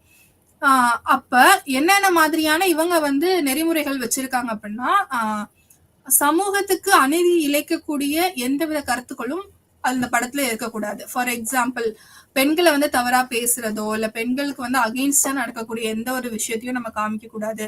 குழந்தைகளுக்கு வந்து வன்முறையை வந்து தூண்டும் விதமா வந்து எந்த ஒரு விஷயம் இருக்கு. குழந்தை வந்து வன்முறையில ஈடுபடுற மாதிரியான கருத்துக்களை வந்து நம்ம அதை வந்து கொடுக்க கூடாது. அதுக்கப்புறம் பாத்தீங்க அப்படின்னா குற்றவாளிகள் வந்து செய்யறது இப்ப அவன் வந்து குற்றம் செஞ்சுட்டான் ஆனா நல்லதுக்காக தான் பண்ணியிருக்கான், சமூகத்தோட நல்லதுக்காக தான் பண்ணிருக்கான்னு சொல்லிட்டு எந்த ஒரு குற்றத்தையும் வந்து நியாயப்படுத்தக்கூடாது. அந்த மாதிரி சில விஷயங்கள் எல்லாம் கூட நெறிமுறைகள்ல வச்சிருக்காங்க. இப்ப திரைப்படத்தை தயாரிக்கும் கதைகள் பாத்தீங்க அப்படின்னா முக்கியமா சுவாரஸ்யமா இருக்கணும், மக்கள் எதிர்பார்க்கிற மாதிரி இருக்கணும். இதுல 2-3 கதைகள் உருவாக்கம் பாத்தீங்க அப்படின்னா அந்த மதர் இந்தியாங்கிறது முதல்ல இந்தியால 1957 வெளியாகி வந்தது. இது வந்து ரொம்ப பெரிய சக்சஸ். அந்த டைம் பீரியட்ல வெளியிடும் போது ரொம்ப சக்சஸான ஒரு மூவின்னு சொல்றாங்க. ஏன் அப்படின்னா இதை வந்து சீன மொழியில தான் தயாரிச்சிருப்பாங்க. அதுல இருந்து நம்ம எடுத்து நம்ம இந்தியாவுக்கு ஏத்த மாதிரி அதுல பண்ணிருக்கோம். இதுல என்னன்னா ஒரு தாய் வந்து கணவனால் கைவிடப்பட்டவங்க ஒரு குழந்தைய எப்படி தனியா வந்து வளர்த்து எடுத்துட்டு வராங்க அப்படிங்கிறது. அதுல அந்த உமனைசேஷன் அதாவது ஒரு பெண் இந்திய பெண்ணாக வந்து சித்தரிச்சு அவங்களுக்கு வந்து என்னென்ன மாதிரியான கஷ்டங்கள்லாம் வருது, கடன்காரர்கள் அவங்க எதுக்காக கடன் வாங்குறாங்க, அவங்க மத்த இருக்க சமுதாயத்துல இருக்கிறவங்க எல்லாம் இவங்களை வந்து எப்படி பாக்குறாங்க, என்னென்ன மாதிரியான கஷ்டங்கள்லாம் வந்து இவங்க எடுத்துட்டு போறாங்க, அதுல எப்படி வந்து இவங்க சர்வைவ் ஆகுறாங்கன்றதுதான் இந்த படத்தோட கதையே. அதுக்கப்புறம் பாத்தீங்கன்னா இந்த ஷோலேன்றது இதுல பாத்தீங்க அப்படின்னா ஒரு 4 வரியில இருந்து ஒருத்தர் ஃப்ரெண்டு கிட்ட பேசிட்டு இருப்பாரு. அந்த 4 வரியில இருந்து ஒரு கதையா உருவாக்கப்பட்டு அந்த கதை வந்து பின்னாடி வந்து திரைப்படமா வந்திருக்கும். ரொம்ப வெற்றி திரைப்படமா அமைஞ்சிருக்கும் இது வந்து. அதுக்கப்புறம் முகல்-இ-அஸாம் இதுல பாத்தீங்க அப்படின்னா சலீம் அலி அவங்களோட காதல் கதையை வந்து படமாக்க முயற்சி பண்ணியிருப்பாங்க. 1960ல பிளாக் அண்ட் ஒயிட்ல எடுத்திருப்பாங்க. ஆனா இதுக்கு பாத்தீங்க அப்படின்னா எல்லா விஷயங்களுமே ரொம்ப மெனக்கெட்டு ஜுவல்ஸ் எல்லாமே வந்து இங்க இருந்து தான் வந்திருக்கணும். ராஜஸ்தான்ல இருந்து போய் ட்ரெஸ் எல்லாம் வாங்கிட்டு வந்திருப்பாங்க. குஜராத்ல இருந்து சூரத்ல இருந்து தான் அந்த சாரீஸ் எல்லாம் எடுத்துட்டு போயிருப்பாங்க. ஆர்மஸ் அந்த அவங்க யூஸ் பண்ணக்கூடிய அந்த வெப்பன்ஸ் எல்லாமே அந்தந்த இடங்கள்ல இருந்து போய் எடுத்துட்டு வந்திருப்பாங்க. சோ இது எல்லாத்தையும் பண்ணி வந்து ரொம்ப ஒரு வெற்றி திரைப்படமா வந்து அது அமைஞ்சிருக்கும். முகல்ஸை வந்து அப்படியே கண்ணு முன்னாடி காமிச்சிருப்பாங்க. உங்களுக்கு நேரம் இருந்ததுன்னா நீங்க போய் தயவு செஞ்சு அந்த படத்தை பாருங்க. நானும் பார்த்தேன், ரொம்பவே நல்லா இருந்தது. சோ வந்து அப்படியே அந்த முகல் அந்த என்விரான்மெண்ட்டை வந்து அப்படியே வந்து இதுல பிரதிபலிச்சிருப்பாங்க. அதுக்கப்புறம் பாத்தீங்க அப்படின்னா அந்த நகைகள் வந்து ஹைதராபாத் இதுல இருந்தெல்லாம் வந்து எடுத்துட்டு வந்திருப்பாங்க. முக்கியமா வந்து சோல்ஜர்ஸ் அவங்க அந்த படத்துல யூஸ் பண்ணப்பட்ட சோல்ஜர்ஸ் வந்து ரியலிஸ்டிக்கான சோல்ஜர்ஸும் வந்து உள்ள இருந்திருப்பாங்க. இந்தியன் சோல்ஜர்ஸ் வந்து உள்ள இருந்திருப்பாங்க. இப்ப நம்ம என்னென்ன பார்த்தோம் அப்படின்னா இந்த ஒரு திரைப்படம், முழு திரைப்படம், ஒரு கதை, ஒரு ஐடியால இருந்து ஒரு கதை உருவாக்கப்பட்டு அந்த மைய கருத்தை சுத்தி ஒரு திரைப்படமா வந்து எப்படி வந்து நம்ம கொண்டுட்டு வரோம் அப்படிங்கறத பத்தி இன்னைக்கு நம்ம பார்த்தோம். அதுல யார் யாரெல்லாம் வந்து இன்வால்வ் ஆவாங்க, அதுல நடக்கக்கூடிய தடைகள்லாம் என்ன, அதை எப்படி சமாளிச்சு வந்து ஒரு முழு திரைப்படம் ஆக்குறதுன்றத பத்தி தான் இன்னைக்கு நம்ம பார்த்தோம். நன்றி.